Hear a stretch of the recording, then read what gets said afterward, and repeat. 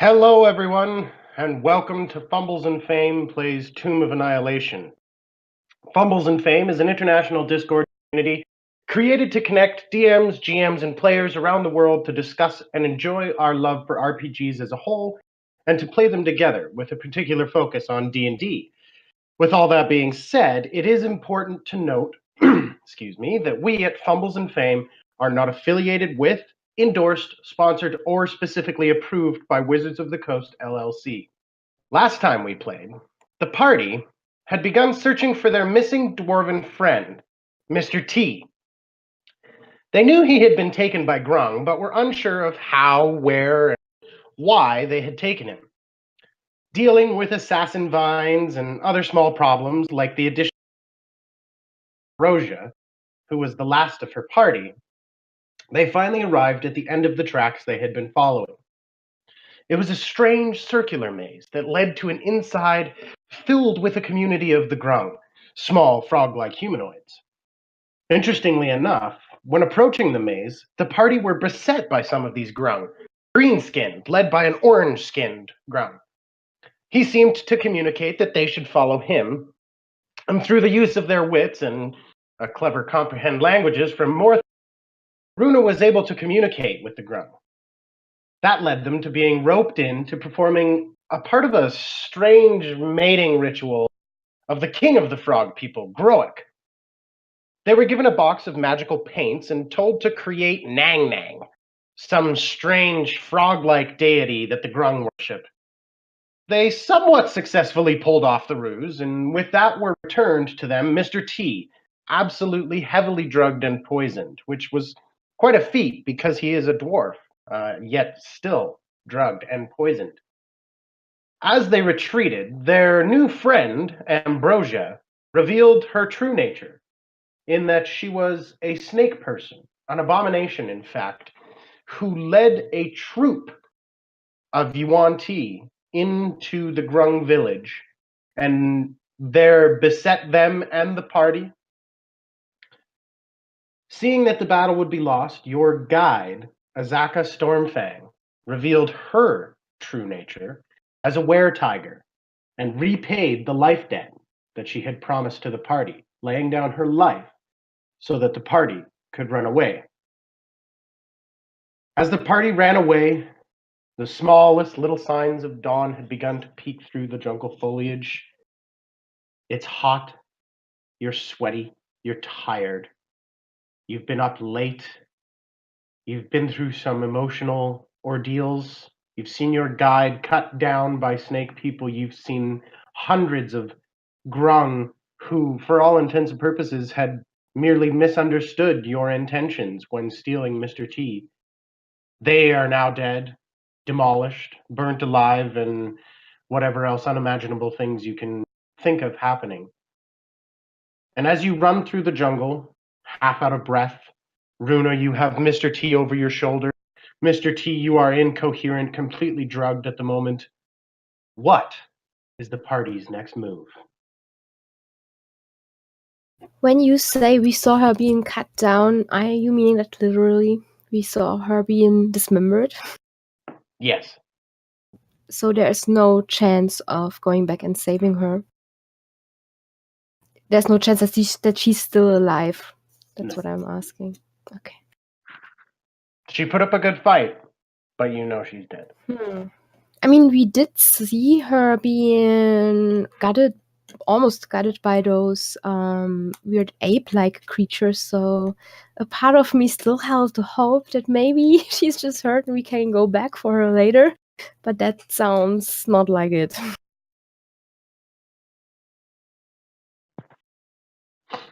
So, what do you guys do? Like I said, dawn just is beginning to approach. You're just beginning to see the pale reds and pinks peek through the jungle foliage, as for all intents and purposes, you have not stopped running for probably about 2 hours at this point.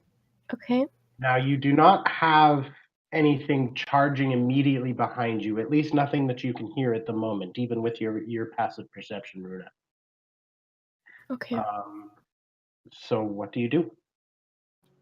We still need to make it to Camp Vengeance. And I remember Zaka telling me that that would be towards the northwest, right? Yes, We about 8 established- days towards the northwest. And you have established kind of whereabouts you are in terms of Chult in general. I'll just screen share in a sec, and you guys will be able to take a peek and be able Okay. to see somewhat where you are in relation to Camp Vengeance. So there you go. Let me just zoom in for a sec. So you are the black flag over Okay. right near where my mouse cursor is, if you can see that. Yeah. And Camp Vengeance is over here. You know that Camp Righteous abandoned camp It's abandoned. by the transient people that are at Camp Vengeance.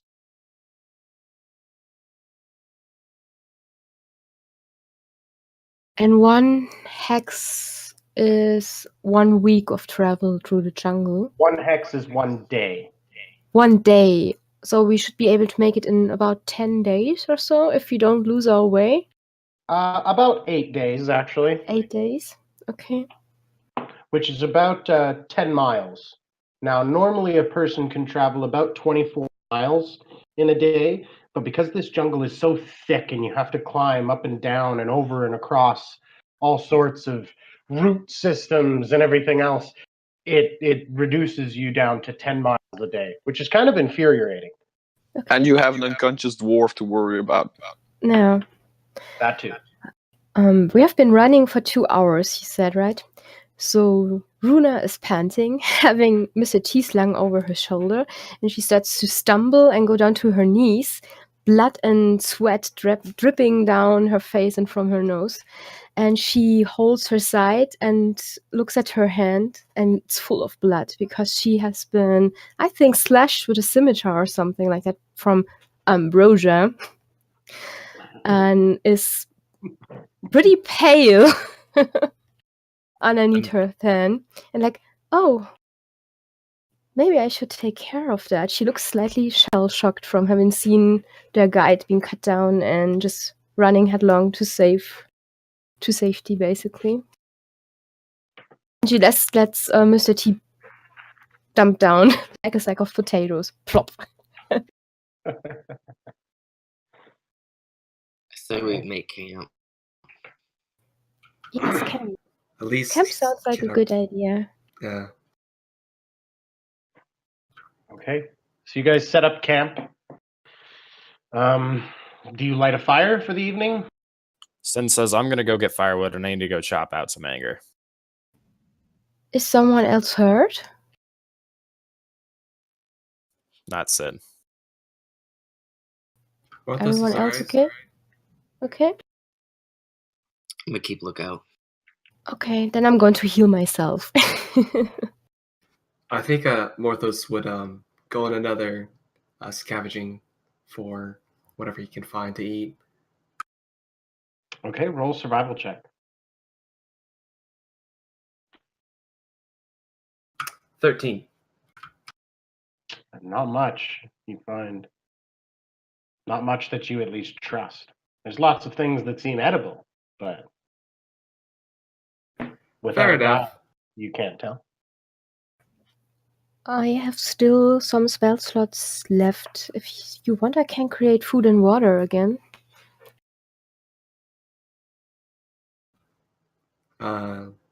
If you're fine with that. I'm okay, yeah. Alright. Okay. Like an autopilot, basically. Runa's running around healing herself and starting things, but not really finishing it. And then she starts to cast a spell, and all that food and water pops up, and she's like, okay. Okay. Let's eat. So you all eat. Mr. T, you are still, purposes, unconscious at the moment. But you guys do kind of put some water down his throat to make sure that, through the night and everything, he will stay hydrated. You wake up the next day, and a light rain greets you, as per usual. And it is now time to set off from where you are into the unknown jungle by yourself. Who is going to be the navigator of this?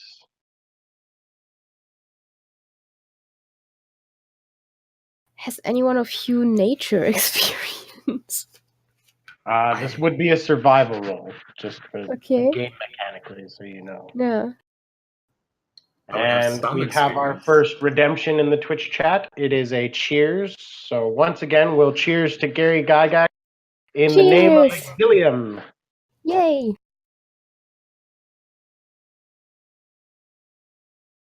Thanks for reminding me to drink water. There you go. I mean,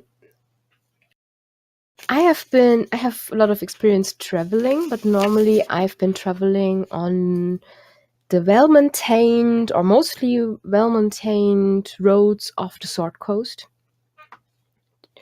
towards Citadel Akbar and then to Mirabar and stuff like that. I can give it a try, but I'm not very familiar with the jungle except for the past few days or a week that we've been around here, so... Some sailors have taught me how to navigate through just looking at the sky, so I can give it a shot. Okay. I shall pray.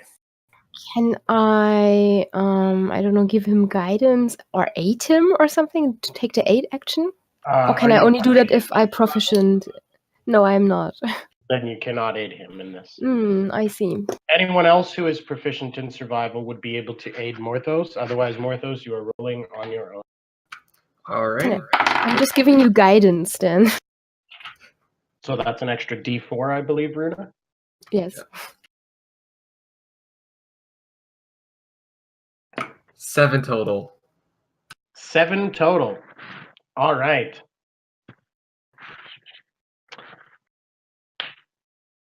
Okay. Oh dear. So you begin heading off. Is somebody carrying me? I hope you're awake. Sin. Now, Mr. T, you are awake. Ah, okay. I would like to hug all my friends and go, guys! Guys! Sin just hugs back and picks you up Yes, and me just too. like spins you around. And I Thank look Callum, around if you're there's finally awake. If I look around if there's any people uncomfortable with me hugging them, and then I hug them again. No. Sin loves Rejected. hugs. Hardcore.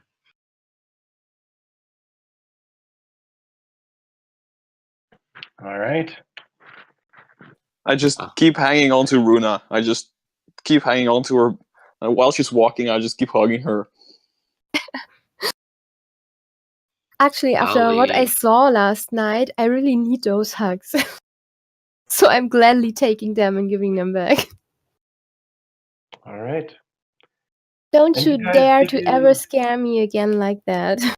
As you're saying this, you guys begin to push your way through the jungle, confident in Morthos' ability.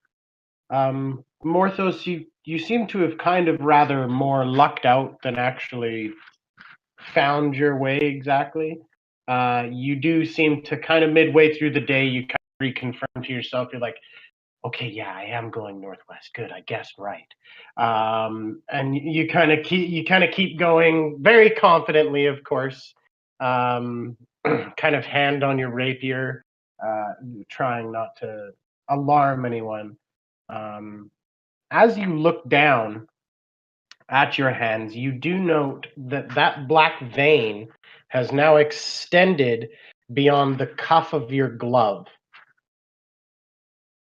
so that you can actually see it peeking out between like where the cuff of a sleeve and the cuff of a glove meet. Every once in a while, it just kind of flashes at you. And you guys traveled for a good day. You guys figure you made good distance, good time. If any of you would like to chat, for those viewers who are wondering, our lovely Ven is having some mic issues. I'm not sure if she's gotten them fixed yet. She can hear everybody, but she can't talk, if you're wondering why she hasn't said much. But for the rest of you, if you guys would like to take this opportunity for your characters to have conversation or something else, now would be the time. Yeah, after a while, I turn to Runa and I go, "Hey, wait a second. Where's that girl that was with us?" You can see Runa's face falling. Our guide sacrificed herself to save us. Sin just yells out a very loud anger and chops up wood. You have Wait, been. are you have- we certain? Are we certain that she's dead? Oh yes. Believe me, I'm a cleric of the grave. I know what that looks like when it comes for you. Mr. T just starts aggressively walking the other way that we were walking for like 5 minutes to say like, "I'm going back. I'm going to get her. I have to go back." And then I just start talking to myself. But then, of course, I realize that I don't have any idea where I am. So I just go back to the party and just sit down against a tree. Okay. Okay. I really don't like child. Did I mention that before? Sin's just kind of chopping away at a tree very, very angrily. It's always And I like have a when you number- mention the weather, it changes. That's true. Is it raining at the moment? Yes, it has. Of course it is!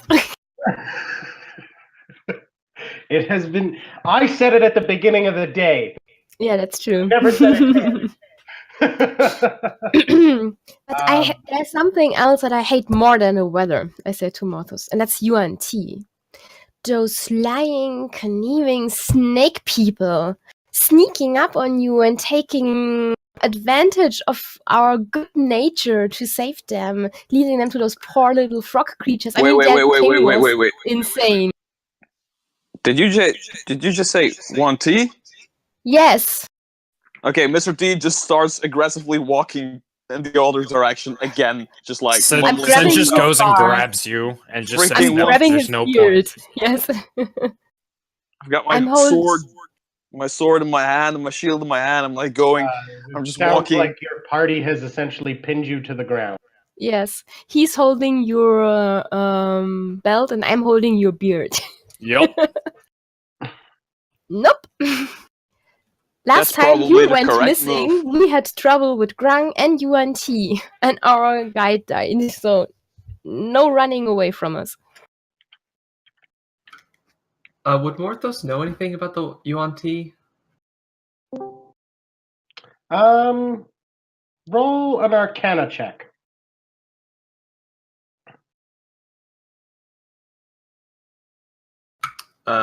16. 16.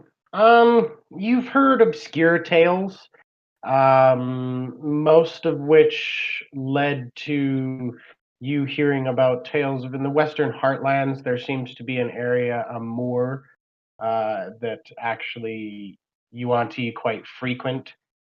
There have been tales of ruined cities and things like that. And they worship. You do recall that they do worship a deity. They are beasts. They do worship a deity, although the deity escapes your thoughts.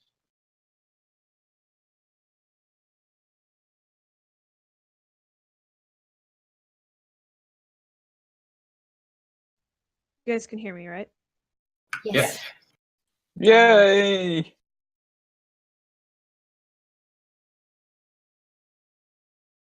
All right, so we have two people camless at the moment, but we will continue on. So, I'm going to tell Mr. T the story of how we encountered Ambrosia and then followed his tracks and the Grung tracks to that village with that weird, constantly changing labyrinth around it. And about crazy kings being in love with goddesses and wanting to marry them and having to and I'm going to talk about Sin's artistic abilities because I was very impressed with his painting skills. Sin kind of looks away. He goes, "Thank you. They were very nice. I'll The paint a colors door were this time. amazing. Which I Fine should note, artist. you guys do still have those pigments, just so you're aware. Oh, that's cool. Those aren't gone. Those, you still have them. I just go, you're making this up on the fly, right? No. Nope. Then I'm really glad I wasn't there. It was I drew very a door. I Yeah, he did. It was I tap amazing. I tap him on the back and go, good for you, man. Good for I you. tried so hard. I think it could become a masterpiece. Whoa now, don't Uh, get too far ahead of yourself. I like you more when you smash doors. I just wanted to walk through that door because I felt like it was a good thing to just walk through the door. I didn't want to smash through it. But next time I will. I might have to take up theater with my unseen servant. Oh yeah, absolutely. You also did the voice, right? I tried. Yeah, you have a very nice nyang nyang voice. Well, whatever I that mean, can probably get me in the circus. That king was really falling for our team effort. It worked well altogether. I'm surprised we were able to pull it off. Absolutely. Surprised we're still alive. And without that damn Yuan-Ti, everything would have been so nice. You guys Everyone are would have just been still alive happy. because you guys are just still alive because I'm watching over you all. From Runa's back. Oh, Ooh, burn! Wow. Wow. All right. So you guys travel the day. You managed to set up camp and take away a day's worth of rations. Unless, Runa, you are using a spell slot to create food and water for your friends. Well, I can do that again, right? Yeah, I can. So everybody should be full spell slots now. Full health. Can I Alright. try to eat one of the fruits in the jungle? Sure. Roll a survival check to try and find fruit in the jungle. I've got a 17. A 17. You find, actually, a rather lush, kind of pinky purple fruit that kind of has this weird spiny outer covering around it. But, you don't know. Could be worth eating, maybe. I go to the barbarian, I ask him if he can cut it. I grab one of my hand axes and I slice it. Okay. You slice it off, and you can see a spine of this fruit, and you reveal the inside. It looks beautiful and just mushy and delicious and so just juicy and it's so enticing. I take take out a spoon. I guess I have a spoon if I have rations, so I take out a spoon and start sculpting away. All right. As you begin to eat the fruit, I need you to make a constitution, please. I'm good at that. I rolled a natural 1. You're a dwarf, don't you have Oh. advantage or something against Oh poison? yeah, if it's against poison, I have advantage. Then roll again for me, please. I rolled a natural 1 again. I'm Oh not kidding. no. So that'd be a 5. Okay, so you watch as Mr. T begins to kind of spoon this fruit rather vigorously. And then you notice his kind of one shoulder begins to kind of,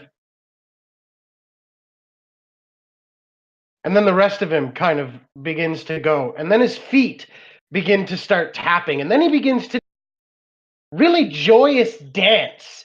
And he just does this for like a minute. He's just dancing in front of you guys like an idiot. And then he just kind of stops and he comes out of it and he just kind of, well, that was interesting. What in And I go- Calamus' name is going on? I go, What in the poison, world was that? poison. Take dwarves taking poison as badasses. Well, I'm definitely not trying that. Yeah, I'll So- pass. Nope. Did I'm this good. count as eating or? Yeah, I mean, you gain some degree of sustenance from this fruit. It just came with an interesting side effect. And is it like a liquid or half a liquid or something? I would picture it being the consistency of like a very, very juicy cantaloupe. What in heaven's name is a cantaloupe? It's a a form of melon melon. type. Okay, got it. My girlfriend helped me out. Yeah, I would like to put some of it in my flask or something because I have a feeling I really Yeah, you enjoyed could- dancing. You could actually get the juice out of it enough to drink essentially this weird dancing fruit. Well, the rest the of thing it, is, and I tell the other party members that as convenient as it is that we have a party member that can create food and water, my experience in the military learns that you should not count on it forever because this person can go down and then we're out of food. So I'm taking all the food I can get. What are you hinting at? Yeah. I stand We ain't losing protectively in anybody front else. of Runa. Hey, I learned that you should not count on the person that can create food and water, either being a cleric or a druid, because those people can go down, and if they go down, everybody dies. So if What everyone is happens anyway? If the cleric goes down, Sin we all just walks die. away and he goes to pray that nothing bad happens. all right, you guys make camp for the rest of the quietly amongst yourselves or whatever. Sin playing his bongos deep into the evening air. Just announce our presence, why don't you? and- Oh, what if he's playing the bongos? I eat another part of the fruit so I can dance to the bongo music. Can't dance without his boogie juice. Make a Constitution saving throw. Can I willingly fail it? Not a Constitution saving throw. That is that is directly your body's ability to withstand things. Okay, I got a 12. A 12. You do indeed begin to dance. You dance for a minute gleefully to the bongo music. Everybody else, you guys kind of sit around. I'm still a little bit out of sorts because of everything that happens. And when I'm seeing those two playing bongos and dancing and eating willfully poisonous food, I'm just standing there like, I can't believe it. Do you think they drugged him too much? Maybe all that poison the grung gave him addled his wits? No, I think First he's always been like facepalm that. of the session. I do like the term boogie juice. Thanks. You're welcome. Hmm. I know, like, this is making Morthos homesick because it's like a similar sight to a familiar tavern that he knows.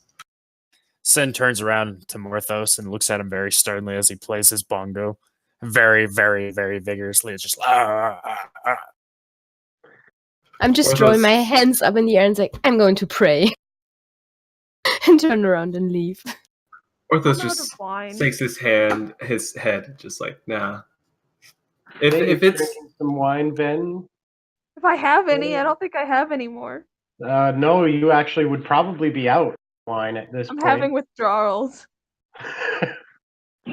So you are off in a corner, slightly, probably snapping at anybody that seeks to appease you in any kind of way.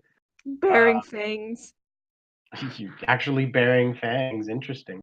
Selenia, what are you doing? She's being isolated a little bit. She's standing off on the edge of the camp. Just looking Okay. out into the jungle. Okay, as you look out into the jungle, you do kind of, you actually for the first time catch yourself looking up, and it seems that throughout the evening the rain has actually cleared off. Even the mist has cleared off. You can actually see the night sky tonight, and you look up, Selenia, and it is just stars everywhere. so beautiful, actually. Wow. And as you look, a star actually shoots across the sky. She's gonna make a wish to herself. Okay. I'm not gonna say it because it won't come Yeah. true. Oh, exactly. Selenia and all the rest eventually find your way to bed. I assume that whoever would take watch is responsible for taking watch. It's unnecessary for the evening as you wake up the next day to actually a beautiful, clear day. For the first time in a long time. It is perfectly sunny, scorching hot, though. It is probably, upwards of 95 degrees Fahrenheit, which is probably about 35 degrees Celsius. It's hot, really, really hot, which again leads to high humidity. As the kind of jungle floor that has been soaking wet for the last 3 days now begins to let go of some of that water. And so it puts this kind of light mist in the air, but you can still see the sky, you can still see the sun. And you begin setting out again. Morthos, are you navigating the party today? Are you going to? Okay. Runa, are you casting guidance on Morthos? I will indeed. All right.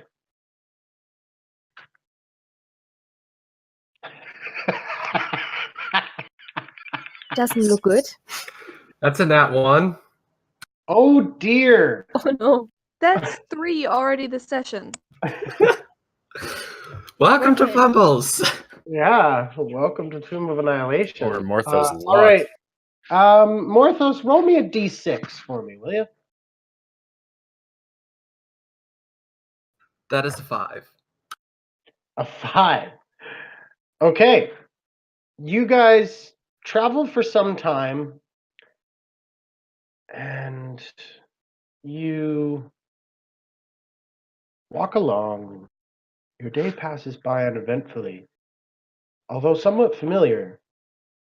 And then, right about evening time, you come upon a clearing of trees, and there seems to have been a camp here. Quite recent, probably only a day old. A number of individuals slept here, probably maybe 4 to 6 individuals slept and moved about here for some degree of time. Like maybe possibly us. Roll a survival check for me, will you,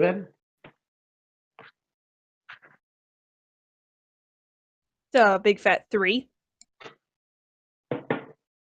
Bet you do it. I think would we're like- being followed. I think it's the Yuan-Ti. I want to take a look around to see if I can see snake people tracks. Okay, roll a survival check.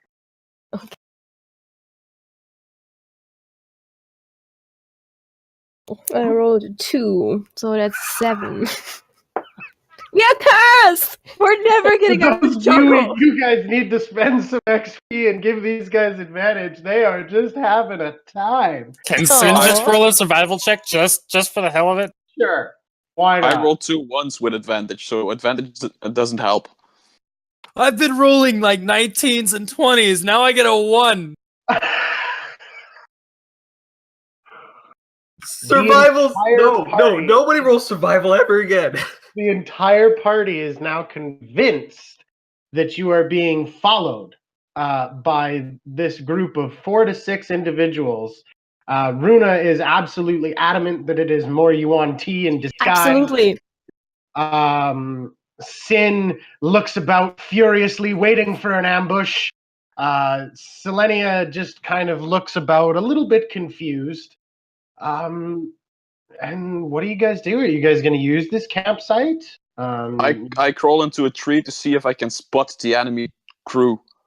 I'm at Okay. the bottom of the tree, like whisper yelling up to him, "Do you see anything?" A spider dwarf. Would you like some guidance? You guys immediately begin casting spells and moving about, absolutely sure that you are going to be ambushed. The tensions are high. Your heartbeat beats in your ears. You look about, adrenaline surging for your veins, waiting for the fight that never comes. I need you guys to all calm down right now. Wasting too much energy.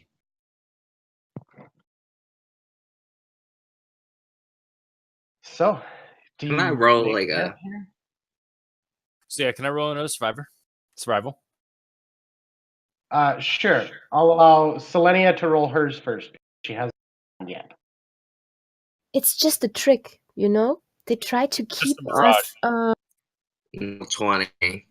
Oh! Praise Why didn't be! you roll in the first place? Praise Kalimdor! That's not Okay. how dice work. So, Selenia, you watch as your friends just go into an immediate panic. And as perfectly befits Selenia, you just quietly, slowly step around the camp, kind of looking at things, kind of, oh, there's a boot print. Well, that matches the tread of Van. Well, that kind of looks like it would match. Yeah, okay. And then as you kind of say, I need everybody to calm down, you kind of look down and you're like, oh, well, 100%. And you look down and you can see that you found yourself doing something of late, Selenia, something that you never used to do before. And that's that when you're laying down in the grass or whatever that you're laying in, you always braid a small piece of it and kind of tie it off so that there's this little braid. And you look and you go, oh, man. And you become very acutely aware that you travel all day only to come back the way you had come.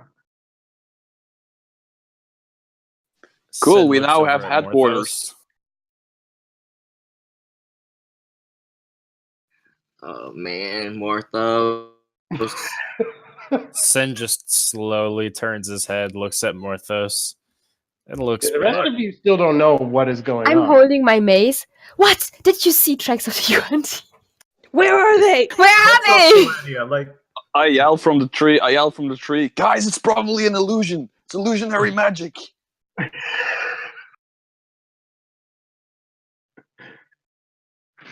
Are you going to let No, them this in? is our camp. What? That's not possible. No. Over there, all that messed up dirt that was from Mr. T dancing. Over here is your footprint. Over here is where I laid, and because I can tell, I braid the grass when I lay there. You braid the grass. Killing me. It's just I'm like Clever looking at girl. the footprint in my foot, like back and forth, back and forth, back and forth, and nodding my head vigorously, like, yep, you're right. Yeah, I see and a now point. that she points it out, you guys kind of can't believe you never saw it before. I mean, it's right there. Yeah, I am so ashamed of myself that I just keep the lie going. I just keep going. No, I'm sure this is not us. I'm sure this is illusion. Can we climb out the all tree? agree I that this hang never my- happened? No, yep. What happens in Child stays in Child. Or something like that. I swear to drunk, I'm not God.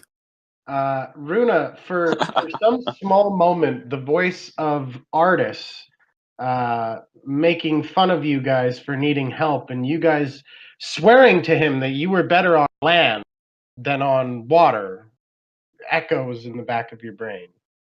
Very sheepishly, I put my mace down, hang it on my belt, and say, well, at least we know that this campsite works. Let's rest. It's definitely safe. All right, Yep. you rest for another evening, and you wake up the next day. Who's navigating? Selenia. I'll give it a try. All right, roll a survival check. Congratulations, Runa, you're our guide. could I help in any way? No. No! Yes, you can actually, Morthos. You can aid because you're proficient in survival, are you not? I am. All right, so you can aid, granting Daniel, you will have advantage on this. And Runa, are you giving guidance? Yes, I'm giving them guidance. All right, so roll 2d20s, take the higher result, and add a d4 to the roll as well. That should work. Uh-oh. Did we lose Daniel? Looks like he froze. Yeah, it looks like he He froze. does look frozen. Yes, It looks like he's does. having an enjoyable time though. He looks does. very happy. He looks very, very happy. He rolled a 20, I'm sure. Oh, yeah. Right. I'm sure that it would work out really wonderfully. All freezes worked out as one. Uh-oh. His power went out. Oh shit. Sen walks over to Selenia as he's frozen. I'm just like, hey, you're supposed to do something. She Hey. seems Are you lost okay? in thought for a moment. She's Distant now in the abyss. Morthos, you can see yet again as you look, that blackened vein has extended itself a little bit further. I pull back my sleeve to see how far it is. Not too bad. Probably if you can look at my arm, about there. I show Runa what's going on with it. Okay. It seems to be extending. The black vein is growing almost. And the black vein, it wasn't the same like the bruise, right? The bruise was looking like that demonic face, right? Yeah. And if I remember it right, it felt weird when we removed it last time with a healing spell, right? That's right. Could it be that this is maybe the Raven Queen's influence on you? I mean, I don't know. I probably should have said something about it earlier, but a few nights ago I had a dream when Okay. I cut my hand and put myself in a circle of it. Yeah. It's what I mostly remember was a voice, probably hers, and an obelisk and nothing but black tar around me. An obelisk and black tar around you. Okay. And that's all about it. I'm able to remember. Can I make a religion check to figure out the stream symbolism? Sure. Yeah. That's 16. 16. Mm-hmm.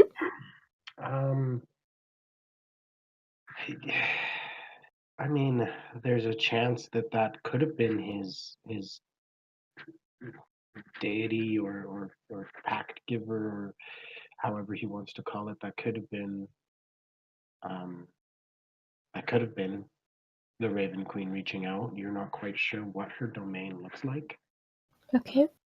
You know that there have been writings of a crystal palace. There have been writings of her in pitch black pools of Icarus substances. There have been all sorts of things. Sorry, I'm just talking to Daniel at the moment Mm-hmm. No problem. as well. Okay. So it very well could have been the Raven Queen. To know Okay. would be for him to attempt to contact such a thing, to contact her again. If the exact same thing happened, then there's enough stating that kind of, well, hey, it happened for a reason kind of thing. And after that dream, that vein got worse, basically, the blackness, right? Or was that before? After. After. It didn't happen right away, but yeah. I would like to do another medicine check on his arm.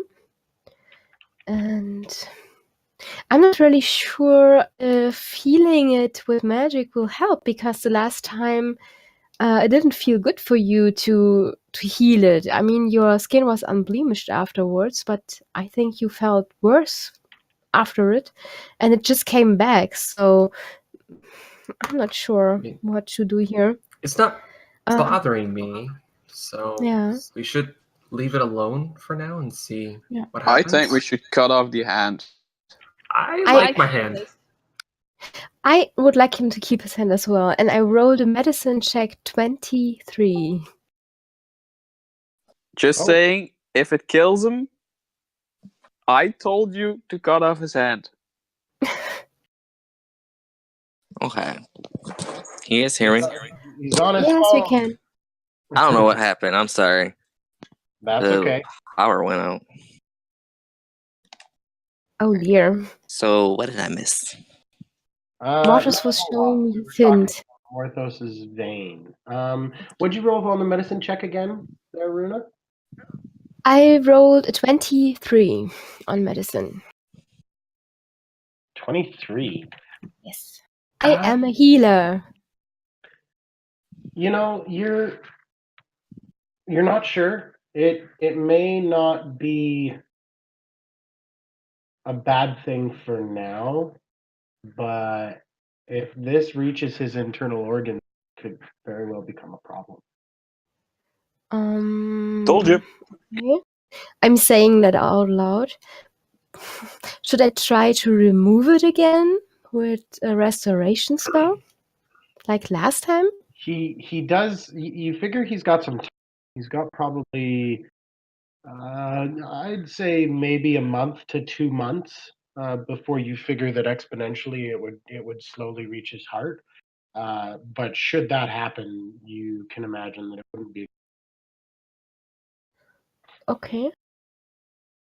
So leave it for now? Yeah, and I have about a month or two to live. I don't We like all it. do, mate. We all do.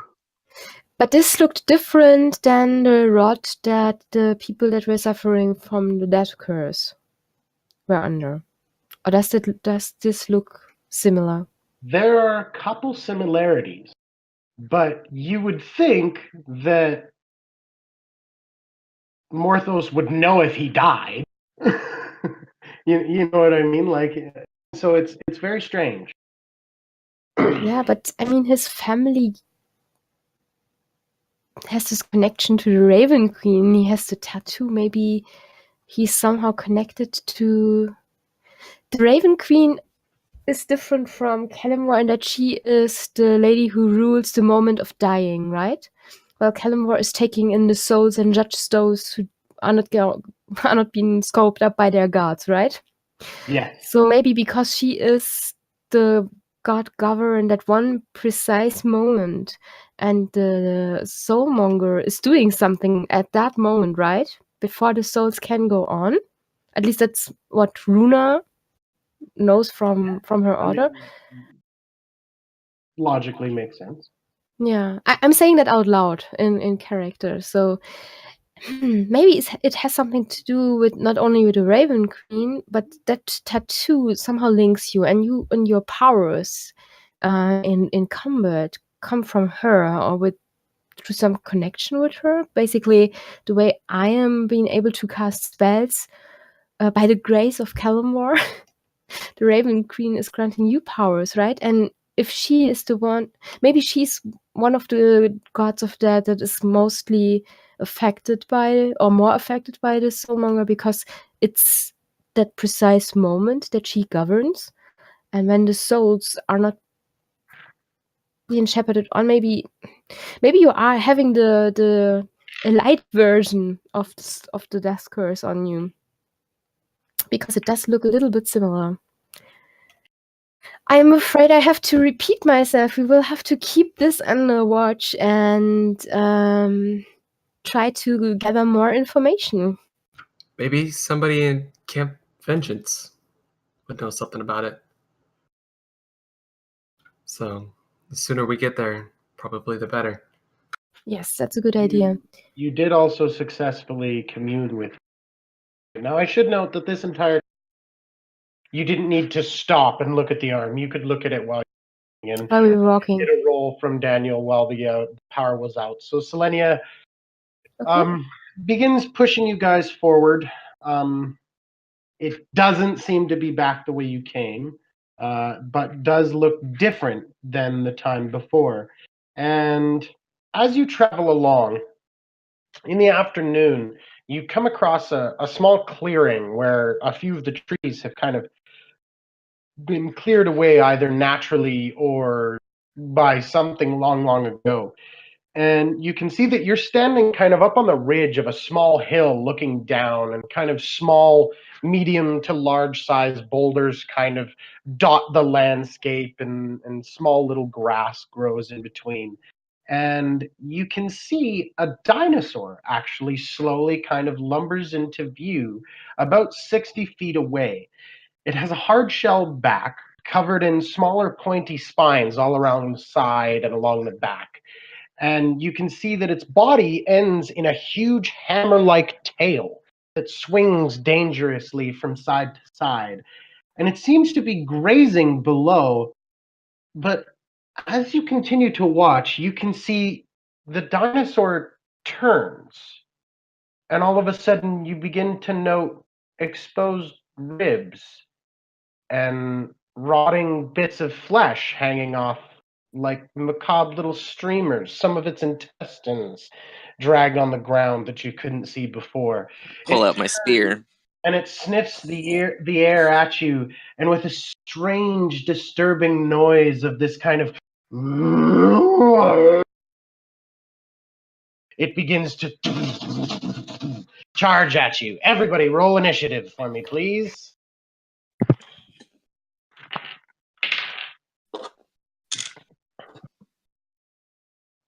All right. Starting with Ven. What did you get? 6. 6 for Ven. Morthos, what'd you get? 19. 19 for Morthos. Selenia? 3. 3. Sin? 17. 17. Runa? 4. 4. Mr. T? 6. 6 for Mr. T. And the zombie dino got, I'm just pulling up his dex score right now. Zombie dino. Ooh, he got a 14. So, like I said, you are 60 feet away from this charging dino. It has just kind of begun to charge, so for the sake of game mechanics and everything, we'll still say that you are 60 feet distance, all clustered together within 5 feet of one another.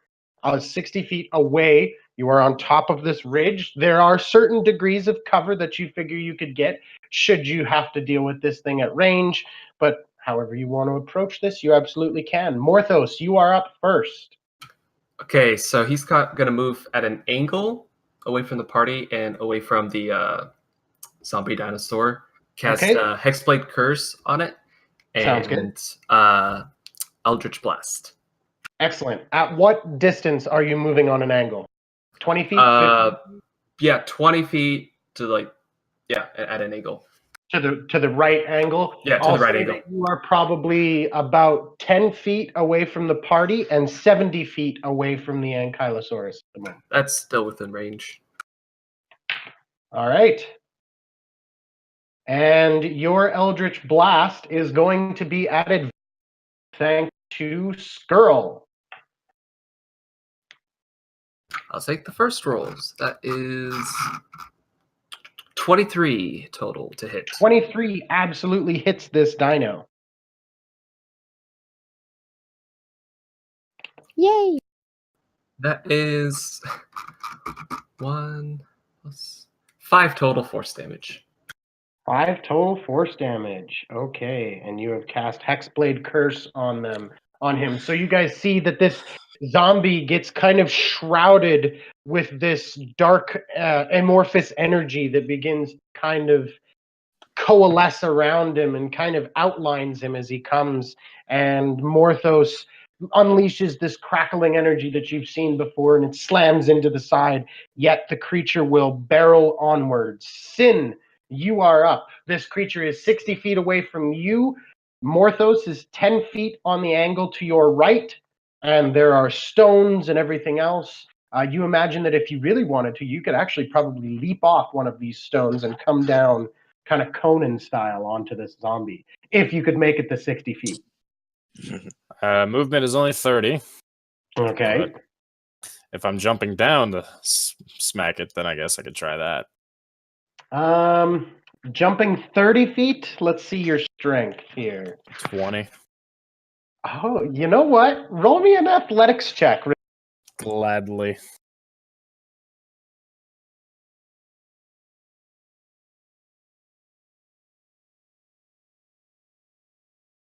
(18 + 7). 25. Okay, so you guys watch as Sin just pulls off his axe and he just smiles and he just goes bounding toward this rock and he kicks off of it. And you think that gravity has let go for a second. This barbarian just flying through the air. Roll me an attack with advantage because that shit's cool. Then I am going to do great weapon and take my -5 to hit, but I get the 10 damage. Excellent.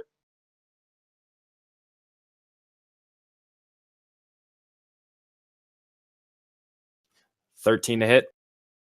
13 to hit, unfortunately, does not hit, as you have to twist your body out of the way all of a sudden as the tail dangerously comes swinging in your direction, not intentionally trying to hit you, but just kind of wagging back and forth as he's running. You have to kind of twist yourself out of the way, and you kind of land yourself behind him, your fingers digging deep into the dirt and kind of dragging backwards with the momentum, catching yourself. You are now 5 feet behind this dinosaur as it is his turn, and because you are behind him, he is going to have a nice vantage point with which to try to smack you with his tail, and he is going to roll a 17 to hit. Hits. All right, he is going to deal his damage.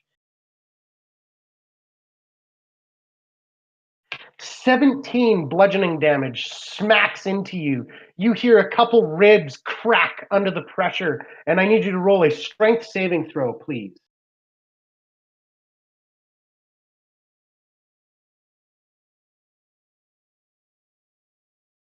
(22). 22. Okay, but you stand tall and resolute against this this beast of a hammer tail coming slamming into your side. It does kind of take the wind out of you for a split second, but you stand anyways. Next up, between Ven and Mr. T, actually Ven has the higher dexterity. So Ven, you are up. You are 60 feet from the Ankylosaurus zombie. You are 65 feet from Sin and 10 feet from Morthos on the right. The rest of the party within 5 feet of you. Can we assume that Ven always has mage armor activated, like when she leaves? Okay. Yep. Part of her morning ritual. You all have one. Yeah. And I'm 60 feet. Absolutely.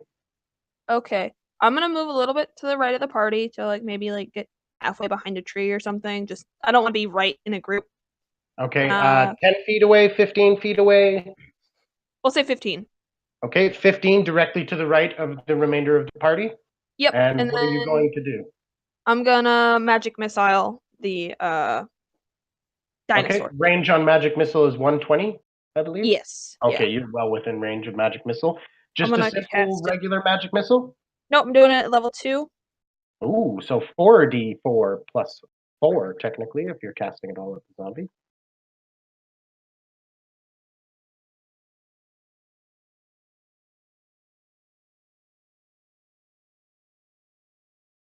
Roll away.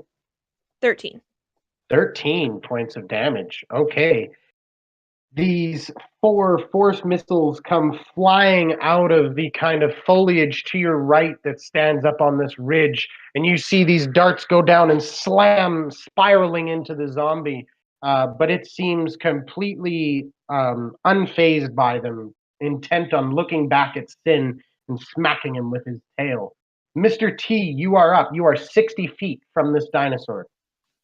Okay, I would like to use my action to use my full action to use my speed twice. So that gives me 50 speed, and then I use my action search to walk the remaining. Oh no, the action search doesn't give me. Can I? So I am 50 feet. So I'm 10 feet away from the zombie, then, right? Yes, 100%. Can I use my? I equip my shield and short sword. Okay, and then I would like to use my action search to use the 8 action for the barbarian to give him advantage on his next attack. Okay, so you are going to bang on your shield, making loud noises, calling, "Oi, you ugly thing! Over here!" Next up is Runa. Okay, I am taking my full movement, and so I walk 30 feet up, maybe so that I'm slightly behind one of those boulders or so, and have a little bit of cover. Okay, I'll say you get about half cover. Okay, and then there should only be 30 more feet between me and the undead dinosaur, right? 100%. Then I'm going to look at it very sternly, and I channel divinity, path to the grave, and I mark his undead life force for termination. Okay. So the next attack deals double damage because it's vulnerable against every form of damage. And I am taking my bonus action to call forth a spiritual weapon that looks like Fatal Touch, which is the chosen weapon of Kalimdor himself. It's its very huge, glowing bastard sword. Appearing 60 feet away from you, it can up to 60 feet away from me appear, but I'm going to make it drop right in front of that beast, and then I'm smashing his face with the spiritual bastard sword. Roll an attack roll. And I'm rolling a natural 20. Hey! Okay, so how this is going to work? Excellent. So how this is going to work is you are going to double the damage dice of the spiritual weapon. Yeah. And then whatever that total is, then you double that for the vulnerability of Marked for the Grave. Okay, so it's a D8 plus my wisdom modifier. So I rolled a 6. That's 12 then, doubled for the crit, you right? double the damage dice. So you roll 2 D8. So roll an extra D8 right now. I rolled a 6 again. Okay, so you are at 12. It's 12. Add your wisdom modifier. That's 17 then. And I'm going to double that. And right? then double that. So 34 points of force damage. Is that it? Wow. Die! Okay, you guys watch as this bastard sword just comes in and just clean swipes the top of this Ankylosaurus's shell right off, exposing rotting flesh and a ton of weak points below. You hear it just kind of let out this horrible sound as it just kind of gets hurt by this cleaving, glowing sword. Next up is Selenia. You are 60 feet from this dino. What's my movement speed? That was the most opportune 20 ever. Yeah. Is it still moving? Actually it is still 60 feet away from you. It has not moved closer because Sin distracted it and actually stopped its movement forward by leaping 60 feet down a hill. And then missing, very, very sadly. You still look badass doing it, and that's what you look good. Yeah. You got advantage on your next attack, man. Can I move my 30 feet closer? I have my shield and sword out, and then can I hold my attack? You took a spear out, did you not? Yeah. Oh, no. Did I say sword? I meant to say pull out my shield, and then I already have the spear out. Okay. Now you can throw your spear if you are aware. Yeah. Oh no. Let me try. I'm gonna try.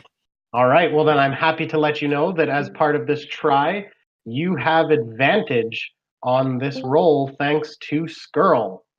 Oh, well, thank you. Okay, let me get my stuff. This is hard to do with a phone. Okay, what am I looking at? So, I rolled a d20 to see if I hit it, right? Yeah, absolutely. But you roll 2 because Skirl gave you advantage. Right. Let's roll my purple one. Ah, damn it. I got an 8. Add your modifiers. Oh, yeah.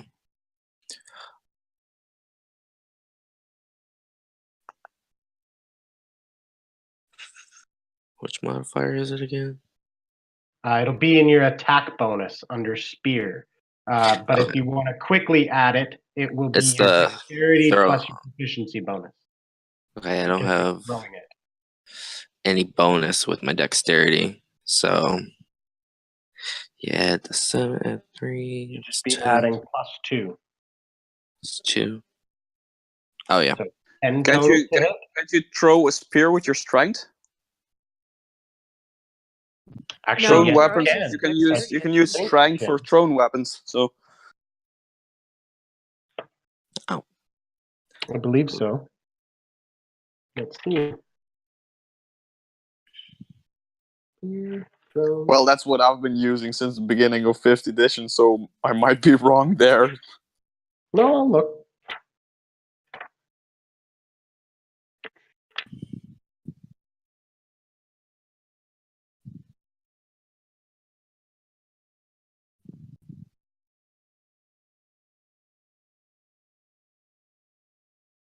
Yes, actually, it is your strength. So Okay, it would cool. be your strength modifier plus your proficiency bonus, which your strength modifier is 3 plus 2 is 5. Added to your original roll of 8 is 13, which does not hit, unfortunately, as the spear stabs into the ground directly beside the Ankylosaurus. I actually had a 7 and a 2. I counted, so it was a 9. Still didn't hit. Yeah. Okay. Back to the top of the round. Sorry, not Selenia. Morthos, you are up. 70 I'm feet. I'm gonna go ahead and walk 30 feet parallel to it, and cast Eldritch Blast again. Excellent.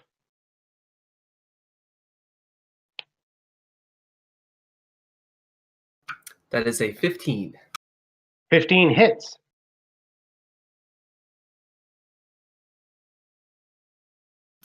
12 total. 12 total damage as it slams into the exposed flesh of the back of this creature. The exposed flesh having been exposed from Runa's spiritual weapon. Sin, the Ankylosaurus, begins to turn as if to make a tail attack at Mr. T, and you realize that he's distracting this dino for you to get a nice shot off. You will have advantage on any attack roll you make because Mr. T took the 8 action. Awesome. Am I able to slice off its tail so I can no longer use that thing? Yeah, absolutely. You can try. Roll an We'll do attack that. roll with advantage. Roll a crit. That's what I'm hoping for. 23 again. 23 hits. Yep. All right.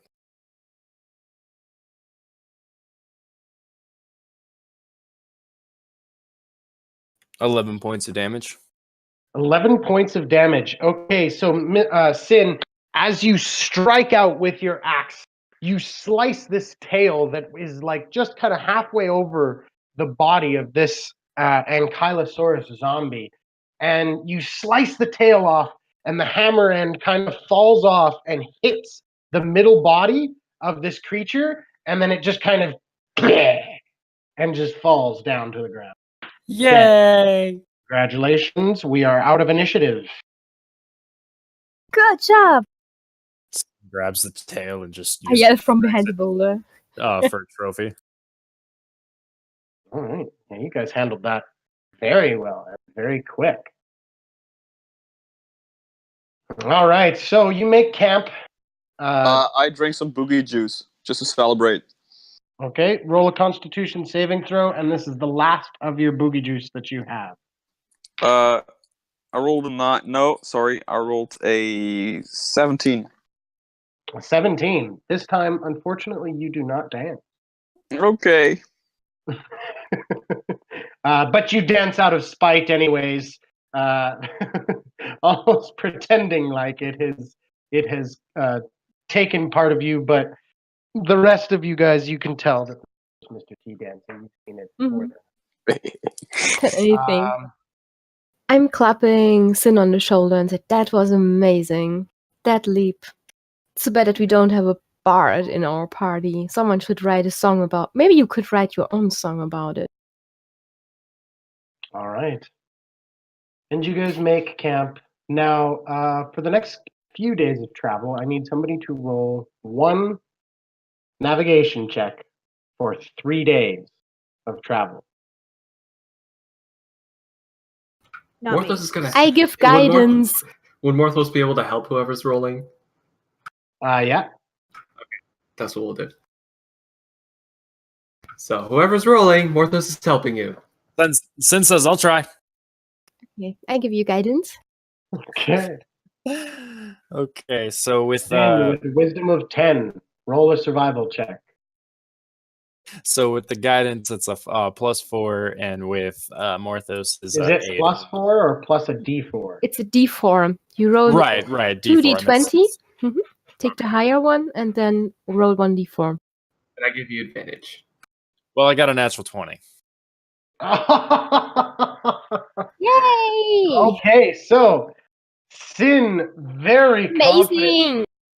comes over and he Good job. rips the map out of Morthos' hand. He rips the map out of Selenia's hand and he goes, "Let me thing." And he kind of looks at it.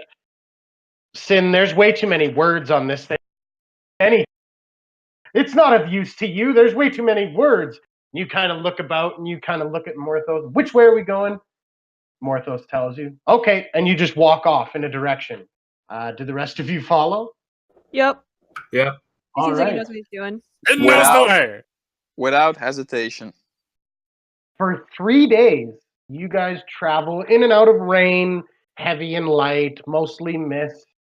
You managed to travel for a good solid 3 days, confident that you are headed in the right direction. In fact, you begin to notice that there is a little bit more insect habitation here, indicating that you are probably close to some form of marsh, maybe some form of swamp, perhaps. And it is, by the way, just for those keeping track on the calendar, it is the 24th day of Kythorn. You guys have actually just about been in Chult now, in game, for over a month. I do not like it here. Neither do I. Yeah. Very sticky and wet. But I like you guys. Yeah, Yeah, you're okay. absolutely. All right. So, who is taking watch this evening, may I ask? I take watch. I'll take last watch. Sin hasn't taken watch. I'd at least like to take a turn. That way somebody else can have a good rest. Okay, sounds like you would be taking mid. Sounds good. All right. Runa, your watch passes uneventfully. Mhm. Sin relieves you. Sin, during your watch, all of a sudden, through the darkness comes the very distinct noise of something coming through the canopy overhead. Something large and moving through the trees fast. You've heard this kind of noise before when you had encountered those two ape-like creatures. and you know that probably the best bet is to just lie low and let them move beyond. Can I roll a stealth check just to kind of lie low that? Sure.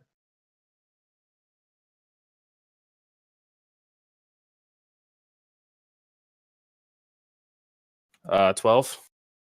12.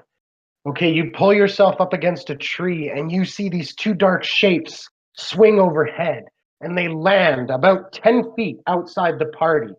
And you see they stand up, and all of a sudden, you know that in the moonlight, there's a strange green gleam. You note that bits of fur and skin seem to be missing. You can see clear signs of battle ravaging their bodies. And you can also see that as one kind of turns and rears up, you can see that one is missing an arm. These are exactly the same ape creatures that you had killed before. Oh no. Sin, I want you to roll initiative to see if you beat the ape creatures before they go. 11. 11. Okay, Sin, you rolled an 11. I assume you are going to want to wake up camp. Yeah. All right, everybody else can now roll initiative. Sin managed to beat the ape creatures in initiative.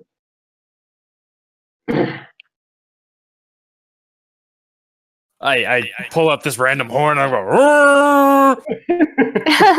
All right, Ven, what'd you get for initiative? 11. 11 as well. Morthos? 20 total. Selenia? 5. Why can't you roll like Runa? I rolled a natural 1. What's that with your initiative is... 1. The 1! Runa acts yesterday. Yep. Still asleep. Mr. T, what'd you get? I've got an 18. Luna is a sound sleeper. He sleeps the sleep of the righteous. And the Girallons actually got 3 for their initiative. Okay, first up in the round, again, shouting, you look over and you can see looming above you, probably 10 feet from where you're sleeping, so you are technically prone at the moment, 20 feet from you. Did I say 20? I said 10. 10 feet from you are these two Girallon, which you very clearly now recognize they are zombies. How dark Okay. is it? Same that you had killed. So Mortho's gonna hop on his feet Okay, and that costs half your movement.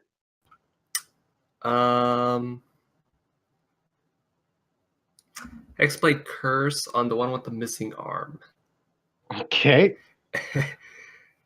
I don't know if he wants to do a spell or not, but nah, he'll just attack him. He'll have 15 feet remaining, so he could get there.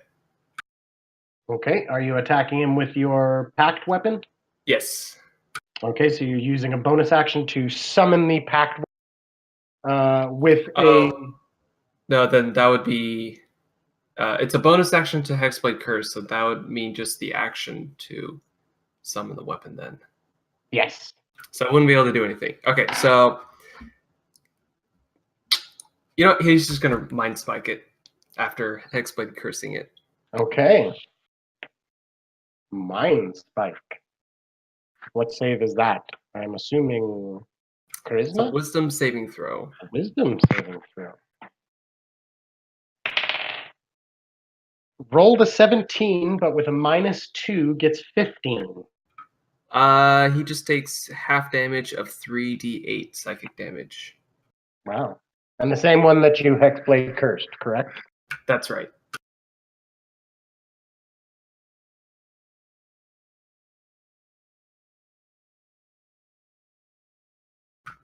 That is 11 that's 11 total, so half that. Which is 6. Up. Next up is Mr. T. Mr. T, you two are prone 10 feet away from these creatures. Yeah, I'll try to walk up to the first one I see and try to hit it. Okay, so half movement, which will still give you 15, which you can do. So yeah, you can walk right up. It is the one with the missing arm. And roll me an attack roll. I rolled with my bastard sword, I rolled a 22. Nice. That absolutely hits. Roll me some damage. 13 points of damage. Excellent. And I would like to use my action surge to attack again, of course. Sounds good. Ouch. I rolled a 14. Okay. Is that a hit? That is a hit, my friend. Ah, cool. And I rolled 8 plus 3, 11 points of damage. 11 points of damage. All right. You very quickly carve into this creature yet again. Reduce its hit points. Now, between Sin and Ven, the higher dexterity is Sin by 1. So you are up first. Do they know that I'm there, or do I get an attack advantage? They do not. So yes, you will have an attack advantage. I'm going to, just because I didn't get to do it, I'm going to go in a rage. And then I'm going to use Great Weapon again and see if I can hit it. Okay, so are you running straight through your party with the rage? I thought I was behind. Like, I thought I was standing behind the Sure. You know what? We can say that because you were watch. So yep, works for me. Do it up.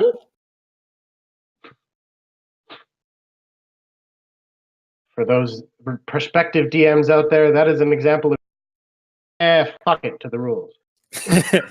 I got a 16 to hit. 16 absolutely hit. Boy. To be fair, it's theater of the mind, so positioning always gets a little loosey-goosey.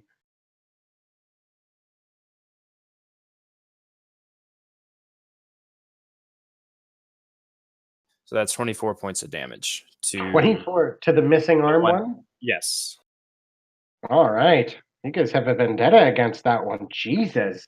Kill it again! Kill it again! Then you take off yet another arm.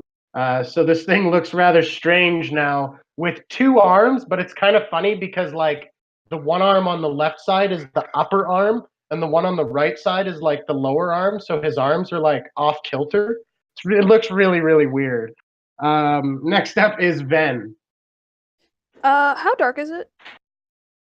I'd say there's dim light. Dim light. I don't like that. That's not dark enough. The moon is out. Okay, I'm going to move away from the party, away from the things that almost killed me last time, because I'm a little bit afraid of them. And I'm gonna Chaos Bolt the one that's been hit. All right. Roll an attack roll. Or is it a save for me? I can't remember. It's an attack roll. All I know is it makes a warbling sound, which I imagine is like... Alright, that is a 25. 25 absolutely hits with your Chaos Bolt. Damage. By the way, I was casting that as a level 2. Excellent. This is going to hurt a lot. We hope.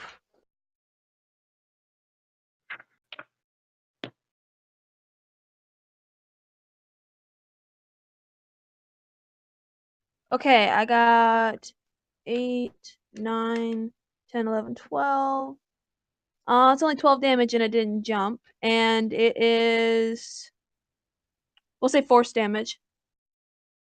Excellent. Okay, so you guys watch as this warbling mass of chaotic energy comes out of the darkness where you last saw Ven, and it just kind of rushes towards this ape creature. And as it hits it, you watch as it just lashes into it with force and just squishes it into a ball, and then it explodes. and just. And that one is no more. There is one left standing as we go to Selenia's turn. Okay. How far away is it from me? 10 feet away, but you are prone, so you have to use half your movement, which will still give you 15 feet of movement, which means you can get right up to it. Okay. I'm gonna have my shield and spear. I'm gonna get up. I'm gonna jab it with my spear. Excellent. And then I gotta roll a d20. Where's the 20? At least try to. God damn. 8. And then plus a 5. 13. 13 hits, my friend. Sweet. Okay. Can I use Thunderous Smite? So you're going to use a spell slot to use Thunderous Smite? Yeah. Absolutely, you can. Alright, so- So first roll the damage of your weapon. Spear, okay. I gotta get just 1d6.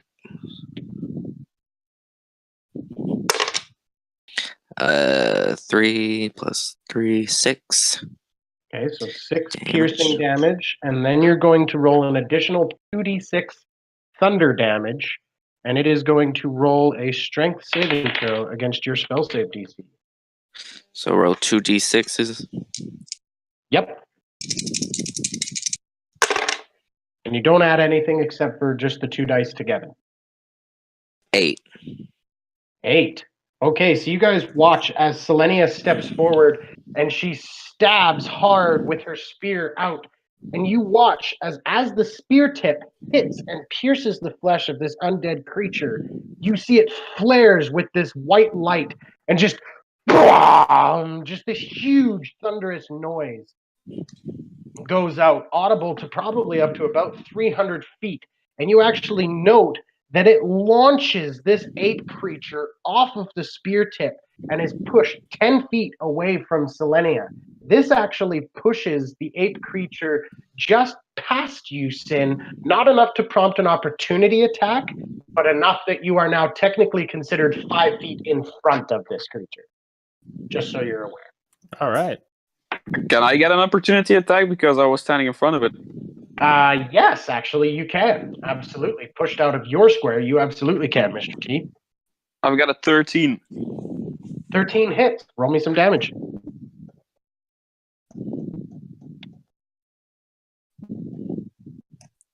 Wow. 9 plus 3 is 12 points of damage. 12 points of damage. You guys are making quick work out of this thing. Okay. It is now its turn, and very angrily it looks at Sin, the closest target to it in front of him, and it is going to make its round of 5 attacks, bite, and 4 claws. I would also like to mention that because I am in rage, I take half of everything of slashing, bludgeoning, and Excellent. There you go. Okay, yeah, so the slashing. first bite is AC 12, which I believe does not hit you. Nope. The next 4 hits are as follows. The first one is a 25. The next one is a 21, 18, and 14. The 14 does not hit. Okay, so 3 of them hit, all reduced by half, though, Mm-hmm. because of your rage. And ever so conveniently, Selenia pushed the ape enough that should you engage it next round, nobody will be affected by your aura. So the first claw was 5, reduced to half is 3. The next claw is a 6, reduced to half is 3. And the next claw is also a 6, reduced to half is 3. And that is its turn. Runa, you are up. I'm finally awake, hopefully. I'm using half my movement to stumble out of my bedroll and out of the tent. So Runa is basically in a shirt with her hair loosely braided, some hair sticking to her face. She's like, what's going on? She grabbed her shield and her mace, looking sleepily around, and then she points her finger at the ape-like creature and yells, "What does it take to kill things here? I go, For them to Runa, stay dead." Runa, ape, Runa, Yes. ape. I'm casting Guiding Bolt on that creature, and I rolled a 23 to attack. That should do the trick, right? Absolutely.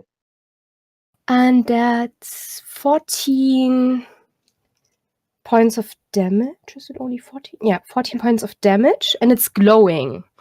And because last time worked so nice, I'm using my bonus action to cast for Fatal Touch, at least the spiritual version of it. And this big bastard sword appears in the air over that ape creature. And I'm going to do another attack. Oh, Excellent. 13. Does that hit? 13 hits. Hey! Very good. And I have advantage because it's glowing, so I could roll again to see if I have it. Absolutely. Nope. See if you crit. Okay. No, I don't crit. So 11 points of force damage. 11 points of force damage. Excellent. You take off an arm, Runa, with your spiritual weapon. You guys seem to enjoy taking off the arms of these things, knowing how well they hurt. Back to the top of the round. Morthos, you are up.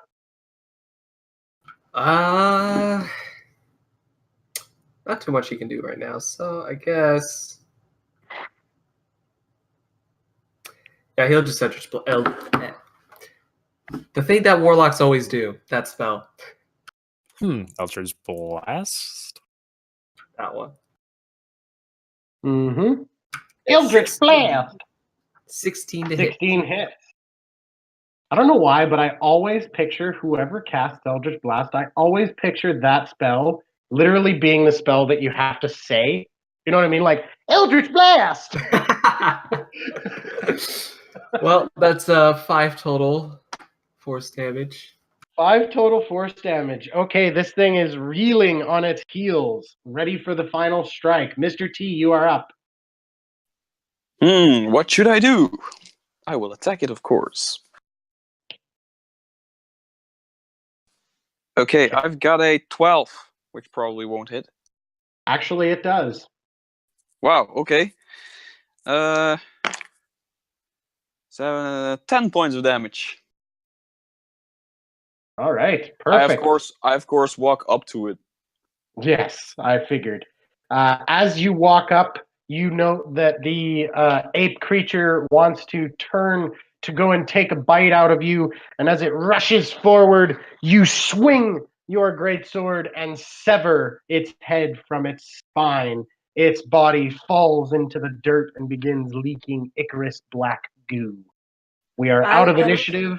Congratulations. Straight at one of those corpses.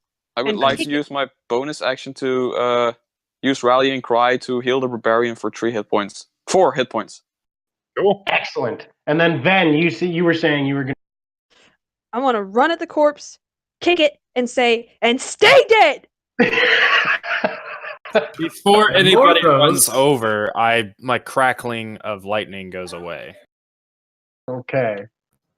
Then you kind of very quickly just kind of and let it go. And Morthos is going to keep casting Create Bonfire on the corpses until there's nothing left. Good call. You guys singe these things into nothing but ash, realizing now that perhaps everything living that you have killed in this jungle could eventually come back as an undead thing. So we need to start burning bodies, guys. This jungle sucks. Yeah. Okay. If we cut off his hand, he will probably grow a new hand. No. Sin cut off the arm of that one creature, and it didn't grow back. Right? It was missing the arm. He's trying to trick us. True. An illusion. Yeah. I'm clawing the hair out of my face and stumble over to Sin, who's still hurt, right? And in a slightly still sleepy days, I heal you. And look around, is someone else hurt?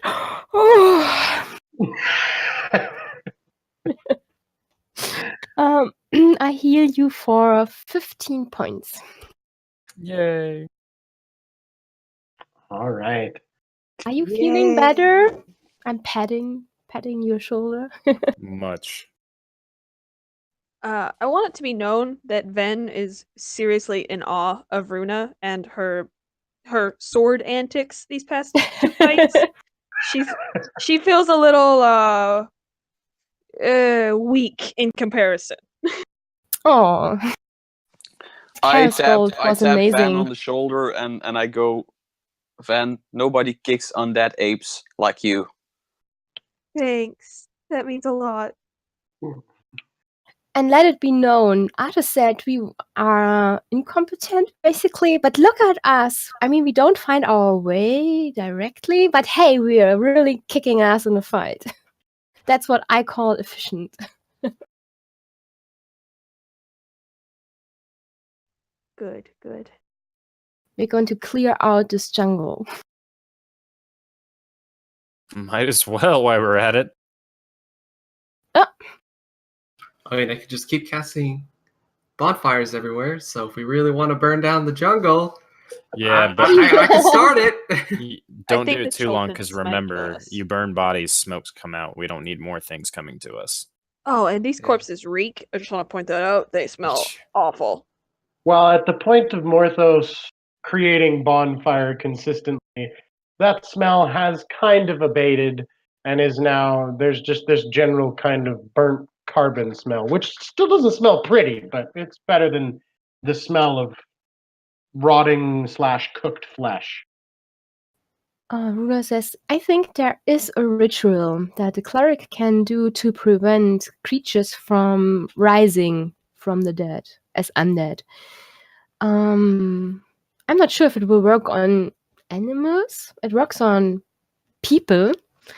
I think I'm going to memorize that spell for the future.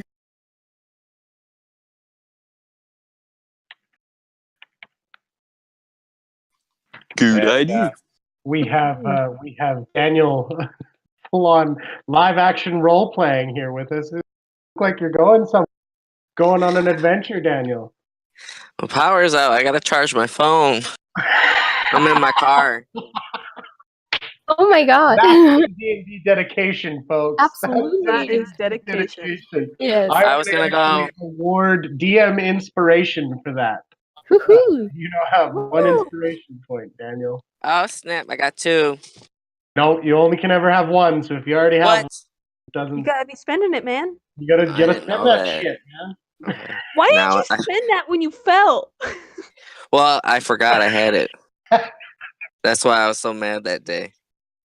So you can only have one of those. I didn't know that. Yeah, But only I was one gonna go DM to the lab. inspiration. I just looked up that spell. It's called Ceremony, but I can only touch one creature and prevent it from rising from the dead for 7 days. So that might not. I think bonfire is a good idea. If it's only ashes, it can't raise, right? Right. Okay. We think.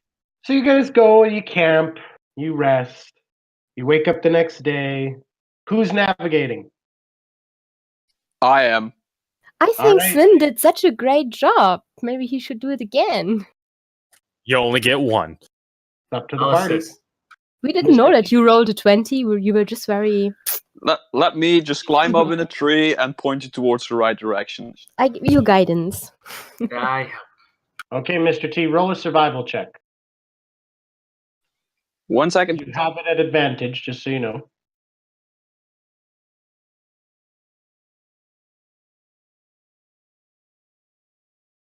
I have advantage. Okay. And add a ooh. D4. 20. It's I get 19. Yeah. 19. Thanks to the advantage, because I had a 3. Excellent. All right, so Mr. T, you very confidently point the direction. You guys get onto the direction and you begin heading towards Camp Vengeance. You guys think that you're probably maybe only a couple hours away. Not hours, sorry, a couple days away from Camp Vengeance. About midway into your day, though, you all stumble onto a scene that absolutely sticks out like a sore thumb. In an area approximately 120 feet in diameter, you can see that every visible surface is covered in beautiful, glittering frost. As you take a step into this circle, you notice that it is actually visibly colder than the rest of the jungle around you. The temperature actually is probably about minus 30 Fahrenheit or about minus 34 Celsius. It is instantly cold. I step out of the circle. Sin looks at his wearings and he's like, I'm used to warm weather. I'm basically in just like underwear and like a shirt. This doesn't work. Does Porthos this takes his cover the cloak, whole way? wraps it back around him as he's in the circle. Guys, Do we we- can go around. Can we go I around? am- That's what I I wanted am a to mountain hear. dwarf, so I can take the cold like it's nothing. Yeah, if we I'm can an go innocent. around, that'd be great. So Mr. T is going to go through, and then Can I do like a perception check? Well, I follow the party. Yeah. Is there some kind of rune on the floor or something? I mean, why is there frost here in the jungle? Is this a circle? Are there standing stones? Anything? okay. I will allow one person to can give advantage. I'll One do person it. to roll what? A perception check. Perception check. Okay. Whoever's the best, probably, and then whoever Oh. else is proficient can give aid. My perception is pretty red, so should I give it a try? Yeah. Yeah. Are you giving me advantage, Selenia? Yes. Yeah, I'll help you. Okay. Oh, looking. That's a 20. A dirty 20. No natural 20. Okay. You.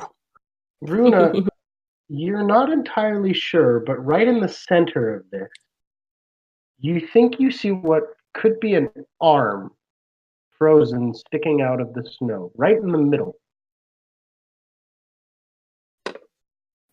I point that out to the others. So this could be the sirs. I want to know what that is. Is Corbin affected by the cold? Yeah. Oh, that's a good question. Is he affected by the cold? He could fly I- in and take a look. I do not believe so, and we have another redemption chat. Let's all raise our glasses to both Gary Gygax and Glosson Gadgets. Cheers! I'm raising mine, you just can't see it. Cheers. I'm drinking boogie juice right now. Hey. There you go. I'm going to send Corbin out into that circle to give me the bird's eye view of the thing, and I will use his eyes to see what's going on there. Okay. Raven Corvin begins flying over the snow, and you transfer your consciousness into his. You can essentially see through his eyes. You can hear through his eyes. You cannot see nor hear out of your own. Are you sitting while you do this, or are you kind of relying on somebody else to I'm of grabbing hold of Mr. T's shoulder. I guess he's standing beside me. Hopefully. Whoever else stands beside me. I go, oh my god, this again.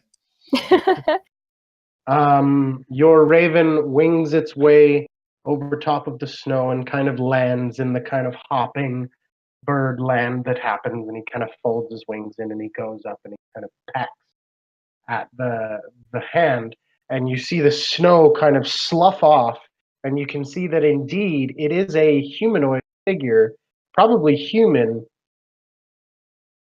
fully encased in ice. Well, at least its arm. Okay. Is under the ice and snow, is there more than just the arm?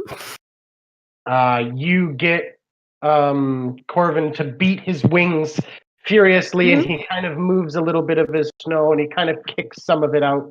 And you do imagine it is attached to a person, but your raven would take quite a while, of course, to try and all that snow and everything to uncover what it was.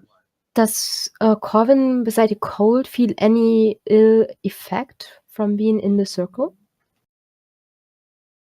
I mean, it's cold, but it doesn't hurt him, right?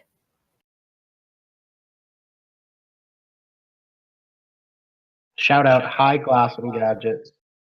Hi. She's making the pretty pop-up happen on Twitch because she likes it. Woo. So, it doesn't hurt him, right? No, it doesn't hurt Corvin. Okay. Not at all. He's spectral. I go, this is taking me too long. Somebody take hold of Runa, and I just start walking to the middle. Yeah, that's what I wanted to do next. Yeah. Oh, I'm sorry. I take Runa with me. No problem. Yeah, I want to investigate in person. Quite cold. You guys do imagine that you've probably got maybe about an hour before anything major begins to happen because of the cold. Oh my god, it's so far. Well, no, not saying that you've got an hour to get there, just you have an hour in the cold before something could potentially happen to both of you. Frostbite. I get it. You guys both very quickly push your way through the frost and everything else, and it's very strange seeing all these jungle-like plants but fully covered in snow. And you reach the person, and very quickly you push the snow aside. It's cold. It's kind of bitingly cold. You begin to shiver. You guys begin to notice that you guys begin to go right red-faced and kind of begin to start to show signs that this is an extreme cold temperature you're dealing with here. Okay. And you brush aside everything and see that inside is a rather strange-looking figure. He seems to be dressed in a red robe that is gilded on the edges, so robe highlighted with gold. Red robe highlighted with gold. And his hands and skin seems to almost be grayish. Whether that's because of the ice or because of him, you're not quite sure. And you can see that his head is bald and has tattoos on the forehead and all around him, different geometric symbols. This one in particular has an upside down triangle up above his eye. Do I know the Red Wizards of Thay? As a Runa, I was does about Runa to know ask that? the same question. In fact, yes, both you and Mr. T have heard of these Red Wizards of Thay from far east of the Sword Coast. Every once in a while, they kind of pop up in different dealings and problems that have risen throughout the ages. They always seem to be essentially where the shit pot is being stirred, the Red Wizards of Thay seem to be holding at least part of the handle. Well, shit. I guess it's only a matter of time. Can I try a strength check to try to pull him out? Sure. Roll me a strength check. Does Runa help me? Yes, I help you. All right, so you will have advantage on this roll. And you guys are helping him? He's dead. Yeah. Right? I've got a 15. All right, it doesn't take you long. Actually, the slick ice mixture with the snow actually creates quite an easy surface for you to kind of pull him out along the snow. And you guys come out, and you come out, and very visibly you are sudden so grateful for the really hot jungle sun. As you step out of the circle, you're like, oh, okay, this one time I like it here. And Okay, we found the Red Wizard of Thay, and I think he ran afoul of Ardis and his lizard folk friend. Dragonbait? Dragonbait, yes. Then maybe we should just like leave him here or chop his head off or something. Make sure that he can't rise. Maybe we burn him too. We give him a fire burial. I can go in and get started with that. Mm-hmm. I'm Wait, doing you're some sure rites. he's a Red Wizard of Thay? Like, you're sure? I'm pretty sure. I mean, look at him. Wow. Those or aren't the somebody ropes of wants the us to Brotherhood, so I believe know that he's not part And of our order. he's dead, right? He's dead. He's Maybe. encased in ice. You're not sure if he's You're the cleric. Can I roll a medicine check? Sure. Roll a medicine check. Morthos, what are you doing at the moment? Just out of curiosity. Probably clearing the small area to where we can burn the body. Okay. That's 15. 15. You're pretty sure he's dead. He's dead, Jim.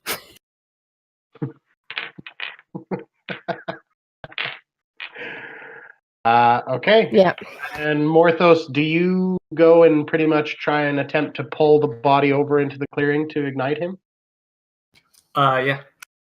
Okay, as you go over and you reach out your hand and grasp on, all of a sudden your brain is just racked with this ringing, just this high pitch, just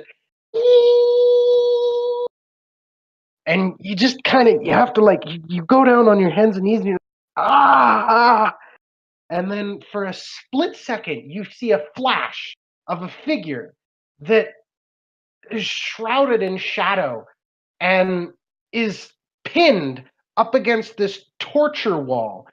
4 hooks dig into his chest, and you can see that they are being attached to these spindle chains that turn ever slightly and pull against his flesh as he kind of gives out this horrible scream. And then you hear this female voice, just this soft little female voice, say, "Martha." And then the ringing just kind of goes away. And you are back Okay. coherent. Your hands leave the sides of your head.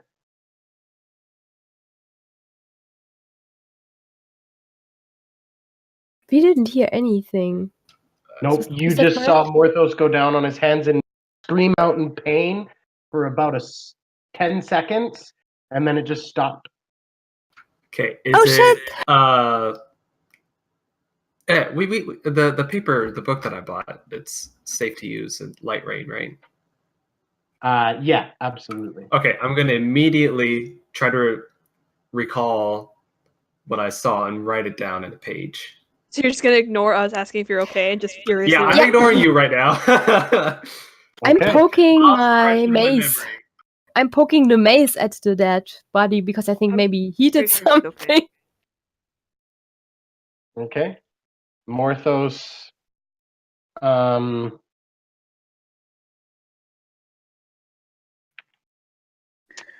I'm digging a hole. You finished writing.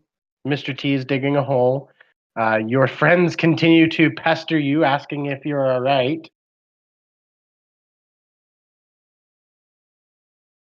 What do you do? Your voice is not on. Sorry, I forgot. I hold the book open and show them what I wrote down, which was, and probably like a small sketch of what I could remember.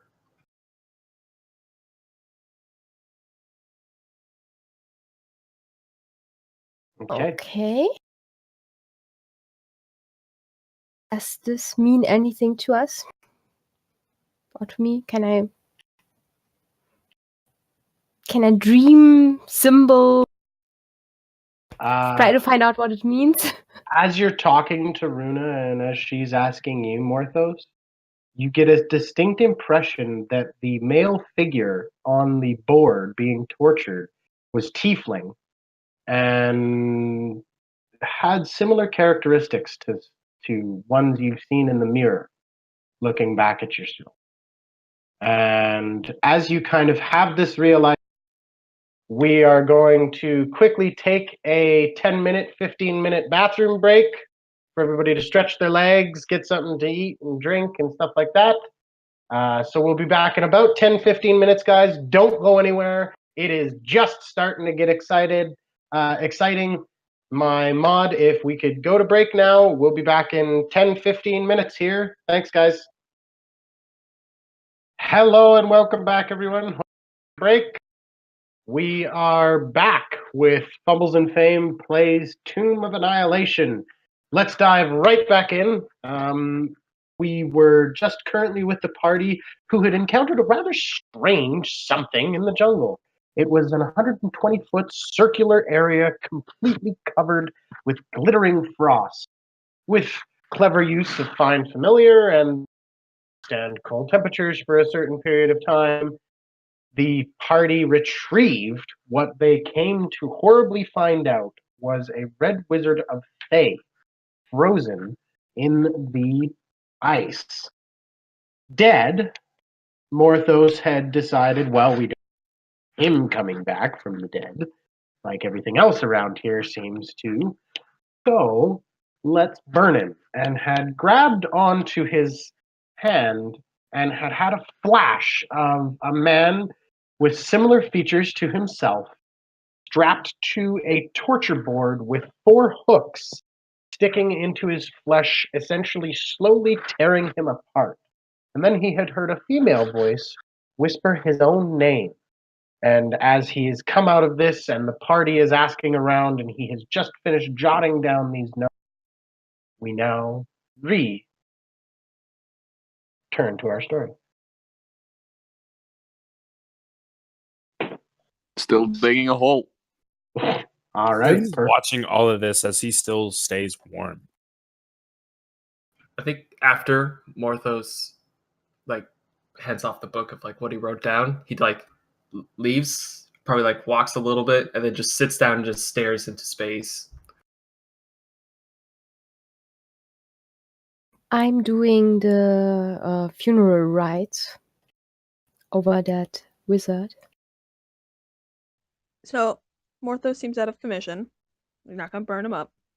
So what are we gonna do? Why don't we just like chop his head off? That should keep him from coming back, right? No takers? Okay. I'm not big on mutilating dead bodies. So what do you want? But you're okay with burning them?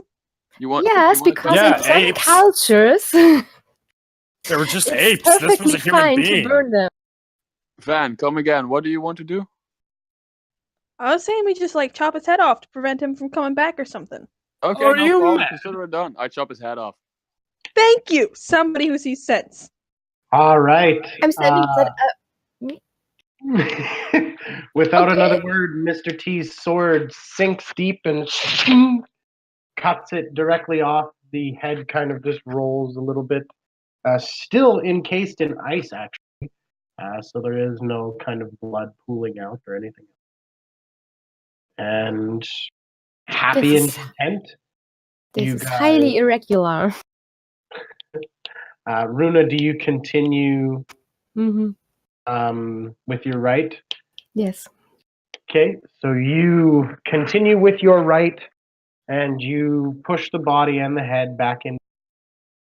I imagine the rest of the party helps her a little bit to bury Oh, the yeah. body. And you skirt around this icy, strange, circular thing of ice where you're not really sure where it come from. Morthos probably still very much to himself.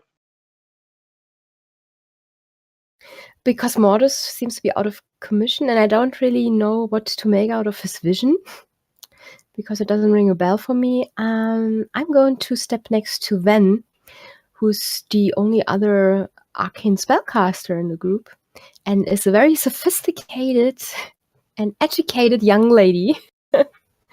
And I said, do you think that this ice field has something to do with Artis? He did freeze the river, that we were traveling through, right? That is very true. Can I make like an Arcana check or something to see if this is something I've ever seen or heard of before? Sure.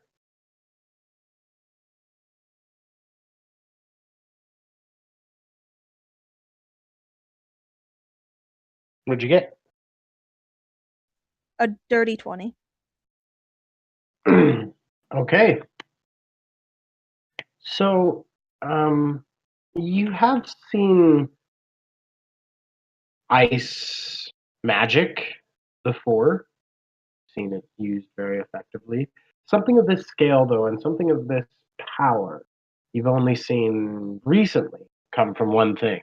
And yes, this indeed artist who had frozen the river and rescued you there pre-Firefinger. Well, I've never seen any magic on this scale before, aside from when artists saved us, quote unquote, saved us. So Yeah, I have. That's the only thing I can think of. yeah, me too.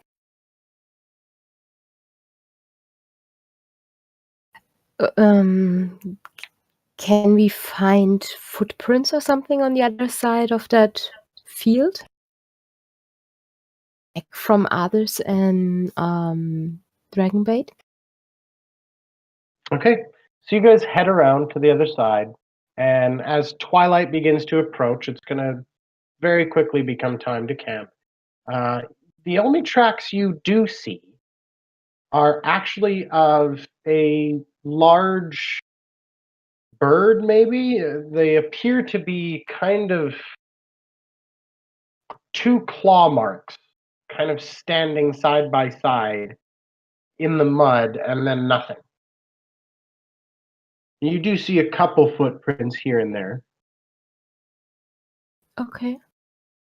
but you actually do come across what may have been camp as well. And you can see that they actually had set up a rather efficient-looking lean-to. They had dug a fire pit. And it's evening, right? It is getting to be. Yeah. Hey, maybe we can make use of their camp. Those They may bird come back. tracks are weird, right? That's I mean, birds fly, so it makes sense they land and then take off. Take any more steps. but it's a big, right? Big, big, big bird. Could be large. Maybe it's a Yeah. summoning. Maybe they Arcana. flew away on it. Well, we used that other party's camp earlier, so Maybe this is them again. yeah. Knock it off. Not this again. No. Selenia is rolling her eyes. Hard. Yes, I can feel it.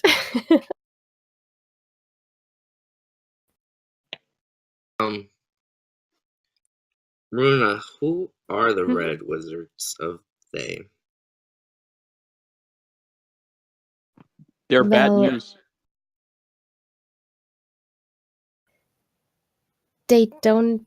Yeah, they're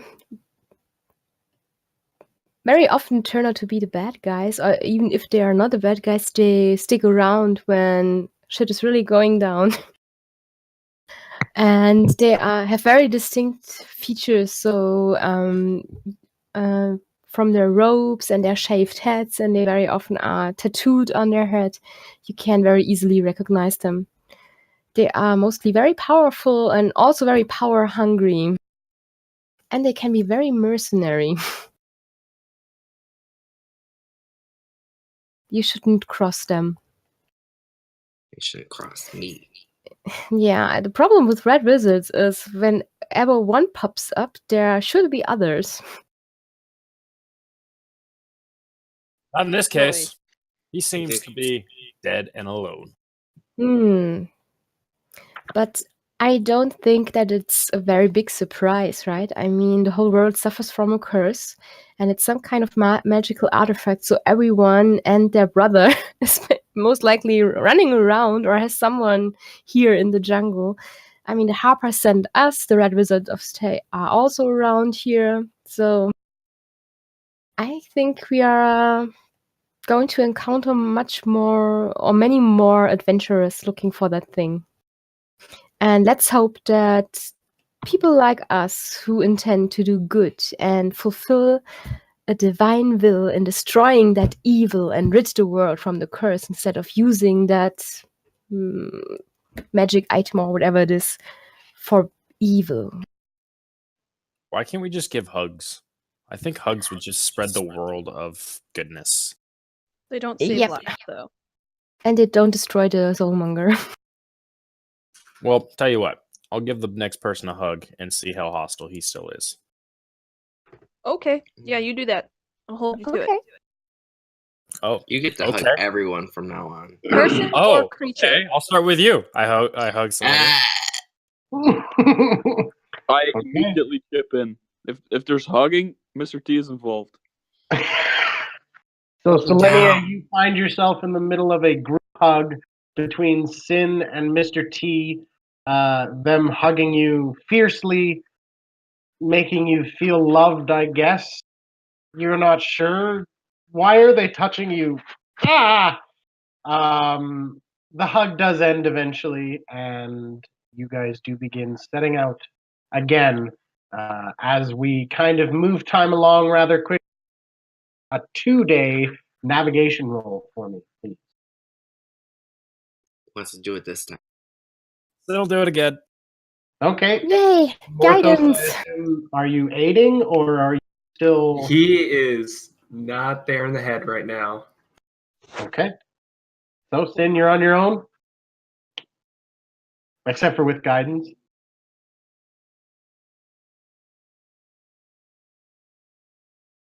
That's an 8. Oh no. All right. I liked it better when you were rolling natural 20s. I'm sorry, I'm not useful all the time. Hey, look at that. Oh, look, a camp. Look, an ice field! Another one.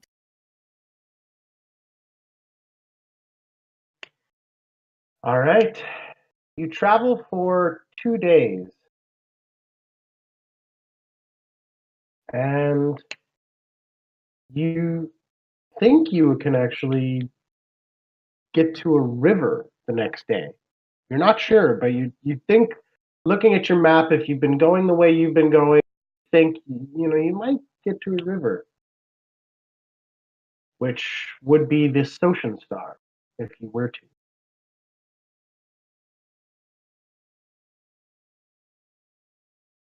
All right.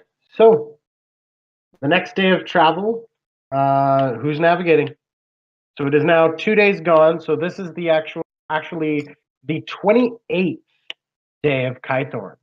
We're almost at the end of the month by now. 30 days into, actually 50 days since the death curse began. So you can imagine that probably, 50? yes, Okay. because it had been about 20 days since the beginning of the curse to when you were summoned to Sindra Sylvain's house, and then you've been here for just about 30 days. So round up to 50. So you can imagine that, for lack of a better word, lower level commoners and things that had saved up to have bought resurrection have probably now passed. So you can imagine that you are now at the point where people are going to begin to die. And we don't really know where it is. That death curse. The hormone. Good. Let's keep walking. Yeah. Guys, should I try to navigate? Yeah, I think you should try again. I think it's your turn now. Yeah. Morthos, would you help me? I think he It's would been have 3 days, a man. little bit of a clear head, so he would try to help. Okay. That's 23 with guidance and advantage. Okay, so looking, Runa, you notice that you guys have gone a little bit off course. You haven't been managing to maintain direct westerly approach. Okay. However, you only need to go kind of southwest a couple of days. And just for the sake of the story, we're just going to move those couple of days along. You get mixed rain, and you come across a number of differing kind of little creatures. I will say, of note, in these last 2 days, you did see a creature that I'm not sure, I can't quite remember actually if you've ever seen this creature before. It looks essentially like a large gopher, but with a singular horn coming out of the top of its head. And it would have just kind of run along the branch and often any of you, very skitterish, very much like a rabbit in behavior. You know what I mean? Saw you guys saw it for a split second, and then it just off.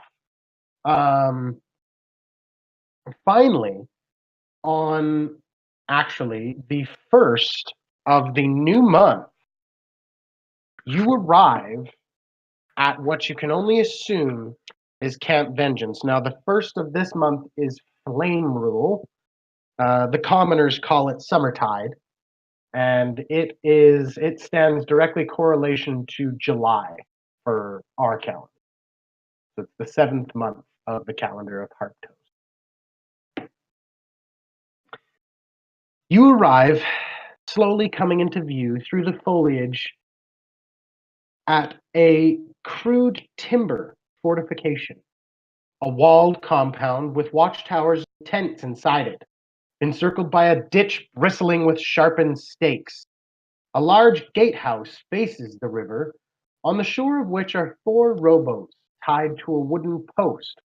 Scattered around the fort are piles of charred human corpses, still smoldering, mixing to create this horrible, horrible stench of rotting and cooked flesh. Flayed grung, batiri, and different animal carcasses are pinned to the walls and pikes and are absolutely swarming with flies. And you can even hear this kind of low of all of the flies and bugs that are living outside this camp. You do see motion up above on the wall, essentially, and you can see that it does seem to be human in nature, human activity. Can you send Corvin to him? Yeah, I think that's a good idea. Let's stay inside cover and take a look around. I'm using Corbin as our as my eyes again. Clever scout. Send Corvin off again. Corvin sees that. Okay. It is an encampment. You can see winging about. You can see that they are human. They all seem to be human and living. However, as Corvin kind of alights itself on one of the kind of circular poles, right? You hear just these horrible, horrible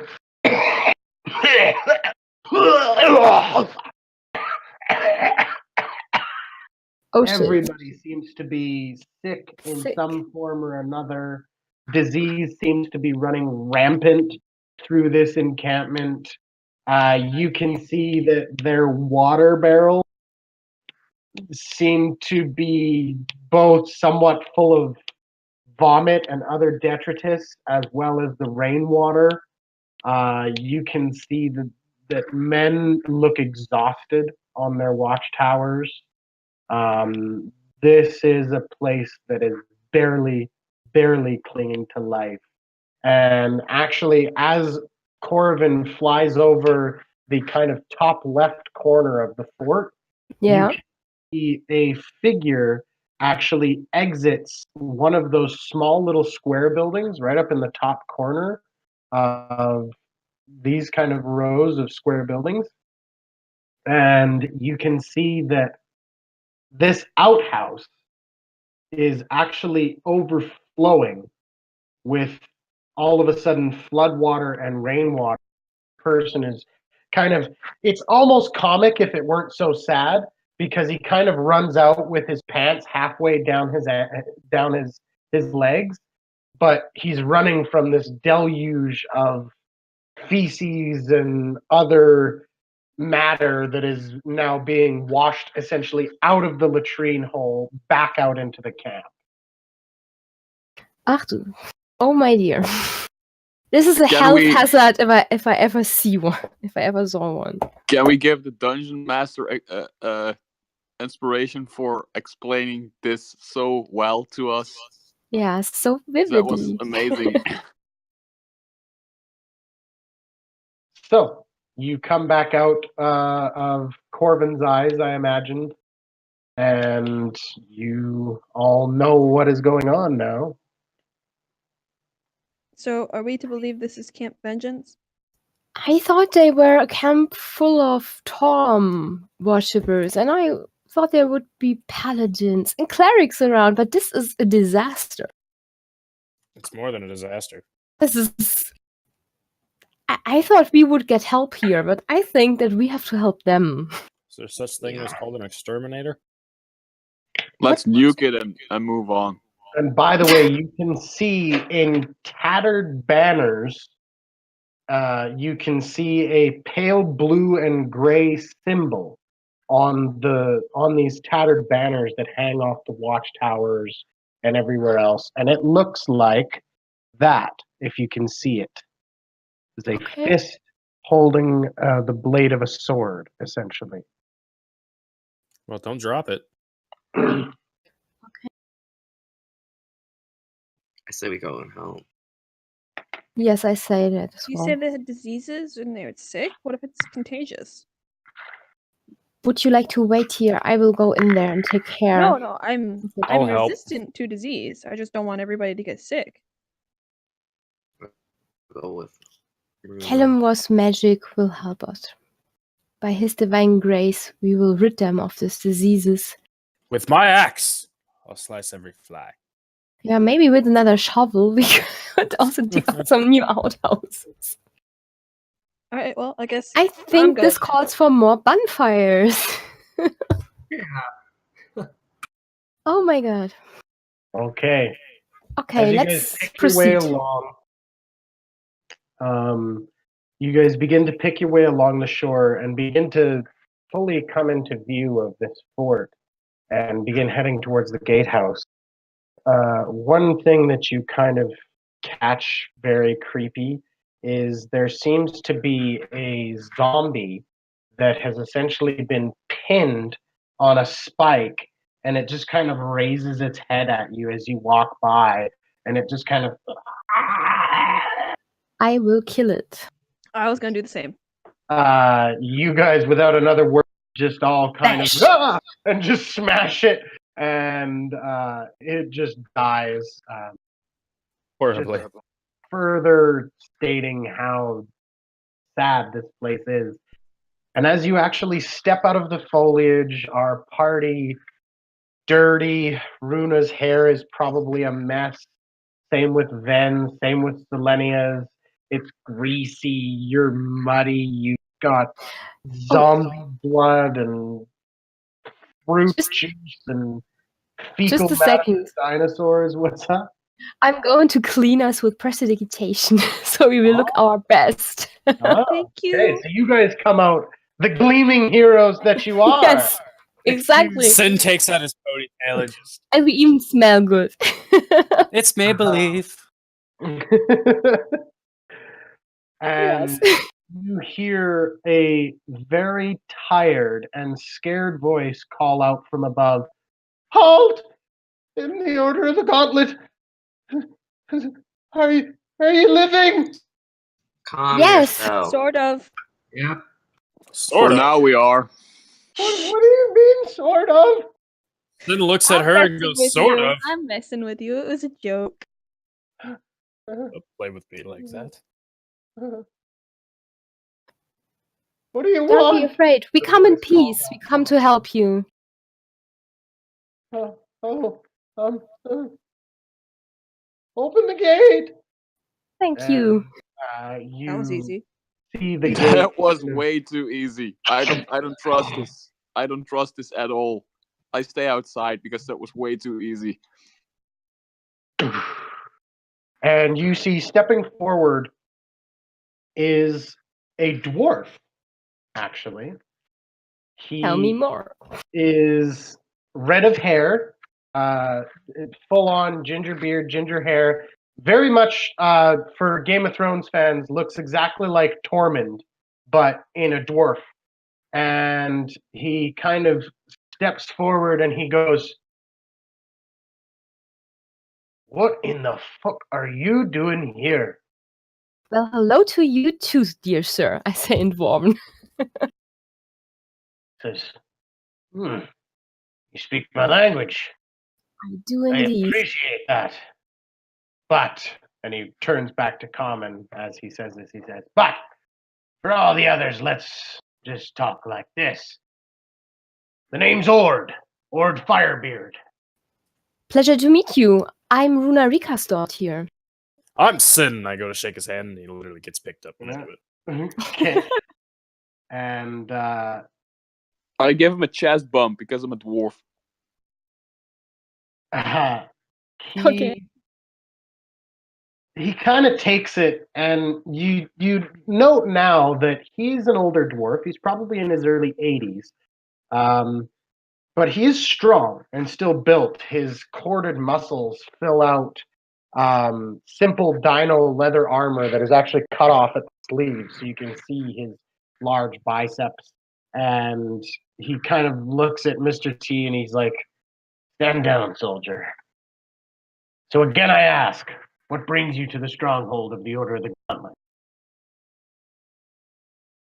I am a servant of Kalimvor, and I have been sent, along with my compatriots, to investigate the death curse that holds effect in the world. And we were sent by the Harpers to find a thing called the Soulmonger. And on our way through the jungle, we came across your camp, which seems to be in great disarray. Are you the leader here? No. The commander-in-chief here is a man by the name of Niles Breakbone. I imagine he'll be wanting to talk with you as you're settled in. Come, I'll find you a tent. And he begins to lead you inside. I say tents. I don't like that name. Breakbone. Ugh. Yeah. As you enter in, you begin to move past, and I'll show you the map again here. I am very suspicious of them letting us in this Me too. easy. Yes, I think that's very suspicious as well. Do you have any clerics? This place is a health hazard. He says, as you are looking at the circular tents to the top and bottom, he says, "Those are the medic tents, but Sister Caius has had a right time trying to keep us all healthy." I can tell. I tell you, I hate Chult, he says. And he begins taking you past the middle tent. There seems to be the command tent, bigger and more luxurious than the other tents. And as you come back around to this area, you can see that these are soldiers' tents. Each tent is intended to house 4 people in reasonable comfort. They do have log floors to keep the occupants above the mud, and reed-filled cloth mattresses for sleeping on, but you can see that as he kind of opens up 2 tents, you can see that the beds are kind of rotting, the wood's rotting, mud has kind of seeped up from underneath the slats to kind of seep in. In one of the tents, you see a rat skitter along the back corner of the tent, and he's like, "You're welcome to use these 2 if you want. People we had garrisoned in here died last night." Last night, Charmed. Fuck it, I'm out, and I just start walking out. I pull him by his belt and say, "No, no, What's no, no, going no." on here? I literally start walking out, and I want to pitch my tent outside of the gate because I want to go do with not trust him. this. Yeah, are you also understaffed and overrun by whatever dangers in the jungle that this is the best you can do? He says, I have been in trenches while the giants were attacking green fields that looked orderlier than this here. says, what do you expect? To be quite honest, I had hoped we'd be back in Zaru, but Commander Breakbone insisted that we push further in the jungle when we retreated from Camp Righteous. Are you also searching for the soulmonger? Never heard of it. What No, are you we're doing here then here? We're here to claim the land in the name of Tyr and Torm. We are here to burn like a righteous flame through the jungle. Well, I hope you see what do it use the touches. righteous flame to burn all those corpses and get this thing clean again. Because this is a disgrace, not only to you, but also to the gods you serve. Says, be careful how you say that. I could have you arrested, you know. Sen stands in front of him and says, "Excuse me."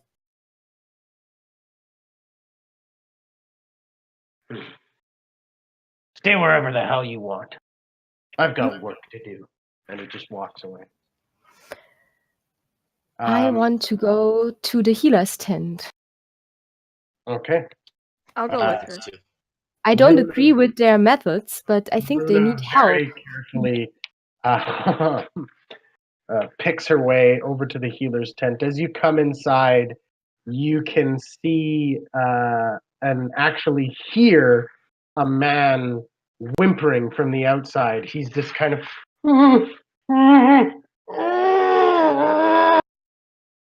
That sounds pleasant. That sounds bad. and you enter in and you begin to be acutely aware of the sawing sound. This Hold, what are you doing? you I step yell. inside, and you can see that there is this middle-aged woman who looks not from here, looks to be from the Sword Coast, perhaps Chundathan in heritage. She's middle-aged, rather homey looking, yet she looks dirty and sick and tired herself. And she just looks at you, Rona, and she just goes, I have to take the leg. Let me see, I say, and rush over and take a look at that poor Okay, person you being can see butchered. At this point, the person whose leg was being cut off has passed out. He has bitten the piece of wood that she had given him in two from the pain and had passed out from sheer shock. The saw blade is still stuck halfway into the bone of this person's leg. And Oh, you step over and you can see that it was merely a scratch from perhaps some jungle cat, something that you could have very readily healed. But here, apparently, that warrants you lose a leg. are you out of your senses, woman? Take a step back, I say, and push her aside. She actually falls down just out of sheer exhaustion. I'm sure you mean well, but this is ridiculous, I say, and then I'm going to pull very carefully that that bone saw out. Is this person the only person in this room? That No, is there seems to be a sick? couple other sick. There seems to be one individual throwing up in a corner. It is just a festering pool of infection, disease. I'm outside the gate, by the way. Just Mhm. I'm Yeah. at the tent flap. Like, I'm standing guard at the tent that Runa's in. Okay. I'm inside. I'm going to I'm going to start a prayer of healing because I can heal up to 6 creatures with that spell at the same time. And I hope that everyone is in 30 feet of me, but it's in a tent, so that should be possible, right? Except for Mr. T, who is outside the gate. And I'm going to pray to Kalimwar to save those people from their own stupidity and from the wrath of the jungle. And as soon as that effect takes hold, everyone heals. 5 and 7 is 13 plus 5. 18 hit points. Okay. And the people that are throwing up, I'm going to cast Lesser Restoration on them to rid them of disease and poison. Okay. So I'm going down on this tent of sick and injured. All Okay, the while then- I'm mothering about healers who have no idea what healing really means, and that cutting off people's limbs is not healing, but it's butchering, and that you should stay in your butcher shop. If you don't know anything better to do, then take a bone saw to pour people's legs. I'm outside the tent, but I can hear every word, and I'm like, yeah, you tell him, Runa. Sin's just walking around the camp and just examining everybody's thing and just Morthos is walking with around. Sin. You watch as you've seen Runa look very fierce, especially in the last week. You saw her create this spectral bastard sword that almost clove a dinosaur in two. But now you see her take on a gentle look. She issues this prayer that urges her god to heal the people around her. And she steps down and takes each of the figures in her hands and kind of looks them in the face and wills the lesser restoration into them. And it's quite a poignant moment for you, especially considering what you've seen done to humans. Yeah.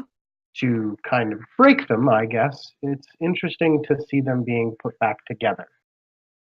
And you note that a few individuals who may have just been sick, they kind of stand up and they take heed of Runa, and she kind of pats them on the cheek and kind of blesses them and says, "May Kalimdor be with you." And they kind of nod aggressively and kind of, you seem to have reaffirmed their faith, even though it's not necessarily their God. So when somebody says, "God bless you," a nice thing. And the meanwhile, Sin and Morthos, you guys wander around and you can see everybody's sick.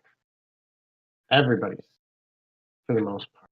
There is nobody here that is looking somewhat decent. There does appear to be a young, probably about mid-20s, brunette hair, slim build. Seems to be either an additional second, perhaps a third in command. She seems to just be patrolling from watchtower to watchtower, getting the reports. As you kind of approach one of the watchtowers, you see that the figure actually up there seems to collapse in a heap as this figure goes up. The figure actually picks up the person, seems to say something to them. The person very exhaustedly picks their way down the ladder. More than once, you think that they are just going to let go of the ladder out of sheer exhaustion. And you see her walk past you, and it is in fact to her. It's actually about a 16-year-old girl. And she walks past looking sickly, tired, looks like she hasn't had a good meal in probably days. And you just hear her kind of mutter, "These 16-hour shifts are killing me." And she just keeps going. And yeah. Look at Morthos and I said, do you think destruction and war is all worth it sometimes? No. Especially back at home with captains warring for the high seat of power. It's not worth it. I mean, I believe in a deity that believes in destruction, but this is just beyond. what I believe in. Like, this is just going past people's threshold and what they can stand for. This is just wrong. Even like lowly deckhands at home are treated better than this. Like, this is horrible. She just said she works 16-hour shifts. Now, I mean, you got to do what you got to do, but you can't push people past this. I believe in war, but you just can't kill people like this. You do know that the figure that's like second. You do note that she actually took the place of this individual. So at least this one person in command is not entirely an ignorant. Seems to be somewhat sharing the load, perhaps. Back in the tent, Runa, this female who was cutting off the leg, stands up, and you actually see a tear come out of her eye, and she says, "In days."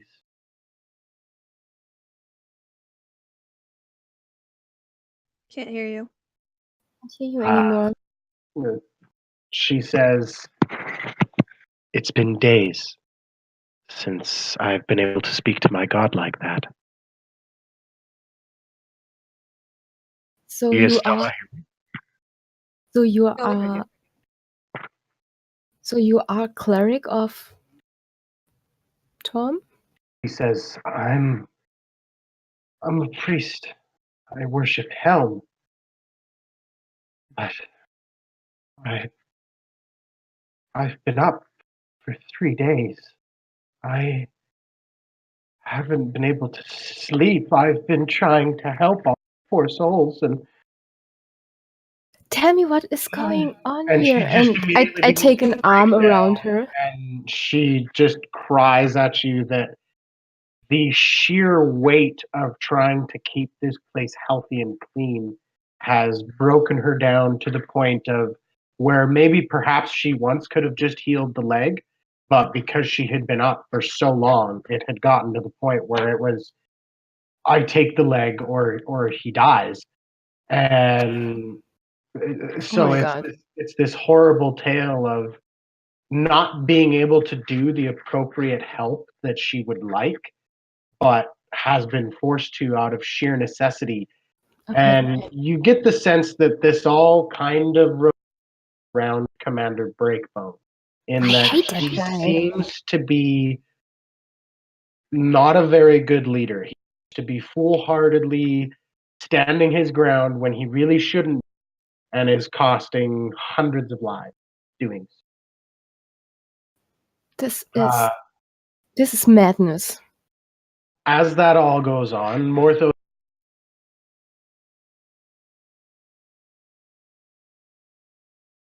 One more time. I don't know why it's being funny all of a sudden. As this all happens, Morthos and Sin, what do you guys want? I look at Morthos and I say, I want to go talk to who's in command here, because this is outrageous. Yeah, let's meet up with the others. 'Cause I don't Okay, know. so you guys go and retrieve Mr. T, and conveniently you kind of meet up with Runa, who comes furiously storming out of the medical tent, followed very much like Ven, and in righteous fury, you guys all head over to the command tent. Just to double check, you guys can hear me okay? Okay, because I'm speaking a little bit louder so you guys can hear me well. You guys step over to the command tent just as a figure comes out of the tent. Hard to tell age, looks probably about 40-ish years. His face is horribly scarred by fire, and he just kind of walks away from you. And you step up to the tent. What do? Are you just charging right in? Knocking? Are we assuming that Mr. T, you have been retrieved. Yeah, but are we assuming that this Breakbone guy is the guy that just passed us? Yeah, that's the question. You're not sure? I say, hey, I you bull Mr. rush in and Breakbone? attack him. I full on American football tackle that guy. Hey, Oh, don't do that! All right. I'm pissed off. I am a soldier. This is getting to me personally. So Yeah, and you know I'm what line pissed of off command beyond- means, right? I'm pissed When off you're a beyond soldier. control. Okay, so you tackle him down.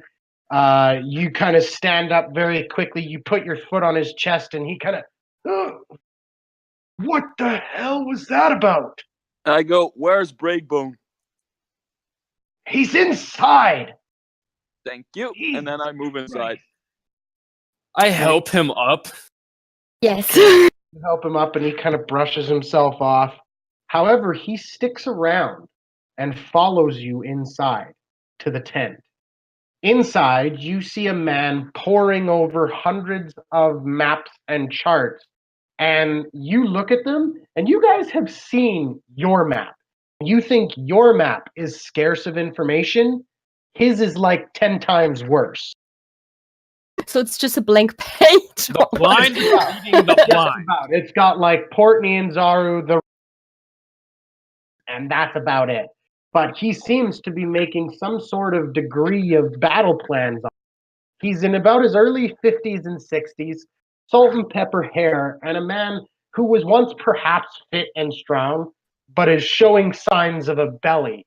And you can see that he has a beginning to rust. His burnished armor shows the symbol of tear. I punch him in the Does he- face. Wait a second. Does he look as exhausted as the rest of the camp? No. Seriously. I punch him in the face. No God. weapons, no shields, nothing. I just punch him in the face right on Can the I nose. can I in catch his teeth. punch before he does that? If you'd like, yeah. Yeah, I kind of want to do that. I'm not trying to piss the guy off. I kind of want to just understand why this shit's going all the way. it is. Okay, so fuming, all of you guys kind of try and keep your cool just as he looks up and he goes, the new recruits. Report. No, we are not. No. We're not the recruits. I try to punch him again. Sin essentially holding Mr. T back, probably. Mr. T, you are just fuming, and he says, "Stand down, soldier. Do you not see it as your commander speaking to you? I want You, to report. sir. Give me a debrief." You, I spit sir, at him. are not our commander, but I guess you are Commander Breakbone. And I see that you have a belly pouch and look pristine aside from your not so well maintained armor, while your people out there in this camp are dying from unnecessary diseases and wounds, and you run your people ragged. And for what? For holding this worthless piece of land in the middle of the Chalchian jungle? Are you out of your mind? Do you think that is what Tyr wants from you? You are a servant of a god. This is not the way to serve the gods. Gods prefer What she said. gods prefer living worshippers instead of them dying ridden by disease. Yeah. He kind of pops himself up and he says, "I can't believe the gall. An insubordinate talking to their commander this way. I traveled from Waterdeep. I served in the great army that threw back the Orcish hordes back into the Silver Marches. And then they send me here to deal with this rabble. Do you think I like living like this? Do you think I like leading this group of piss boys and men who can't fight because they cannot simply stand for more than 12 hours at a time? I despise this command." I let go, Then Mr. maybe you should step down from it. Like I said, I let go, Face the Mr. T. retribution of my leaders. Okay, You let go of Mr. T. Mr. T, Yeah. back roll. I actually just jump on the table and then jump on top of the guy and start punching it without my weapons, just like that. Okay, roll an attack roll. 14. Okay. You solidly connect in a right hook to the side of his face. And And I yell out, I hereby relieve you from command, asshole. Okay, he gets hit in the face, and he immediately looks back at you and he says, "Guards!" And all of a sudden, coming in from the outside, you see two men, probably in their mid-20s, looking rather exhausted, and they wearily bring down spears at you. And he kind of stands up, pushes you off in a very kind of hatred way, and he looks and he says, "You are all under arrest for mutiny against the commander-in-chief of your leadership." He's so Are frustrated. you mad? We are not under your leadership. I am a representative of Kalimdor, the church in Waterdeep, and you are not my commander. So it is not mutiny, and you can't tell me what to do. I'm the lady of Can I go Darkhold. rage and go and roll for intimidation? I literally Let out can't a join very any large faction. scream. Okay, whoever is the best at intimidation, I will. Voice cut out again. Whoever is the best at intimidation, roll that at advantage, and this will be essentially a party intimidation. I have a 6. Like a +6? Yeah, my intimidation 6. That sounds good. That is good. All right, Selenia, so what would you like to say as Runa stands up and you see this radiant glow shroud her as she becomes furious? You see Sin lightning crackling at his fingertips, and the darkest clouds begin to roil above, and you can thunder clapping, and you see Ven quietly trying to keep her teeth from baring as she says, "I am the Lady of Darkhold." Everybody has a thing to say. What are you going to say, Selenia? Walk straight up to the man. He's like 5 feet taller than him, I'm assuming. Look straight down at him and use command on him. And she's going to tell him, "You are to resign now and leave this camp. I am in charge now." I'm like shaking for no reason. Okay, So- here's my one problem. Command is a one-word command. So what one You word right. are you giving him? I think it was resign because you did Resign. said it very forcefully, right? Mm-hmm. It can be resign. Yeah. That's what I'm using. That's Do so I need cool. to roll? Okay. And I go, yeah. Let me look up. Command, I believe, is save on his end.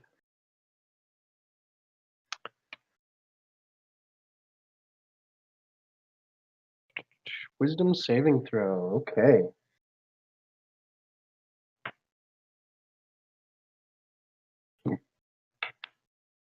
He fails. You watch him stand down. He says, "Stand down," to the men. And you see that he walks outside and he yells as loud as everyone can hear. "In the name of the Order of the Gauntlet, I, Commander Niles Breakbone, do cease leadership of this camp." And then the spell kind of fades. And you see he begins to get very angry. And he immediately turns and goes, "Guards, seize them!" And the guards look at him and go, "But Commander Breakbone, you just resigned. You would." And he's in a fury. He's in this spitting fury of just, "I didn't put this." And he's just yelling. He is so furious at this point. Trying to get other guards to arrest them, trying to get everything else. All of a sudden, you see him stop and freeze. And he falls down, face down into the mud. And standing behind him is Ord Firebeard. who had pulled out like a cudgel and had just thwacked him on the back of the head. And he just kind of, oh, I thought he'd never shut up. And that's why I love dwarves. I say.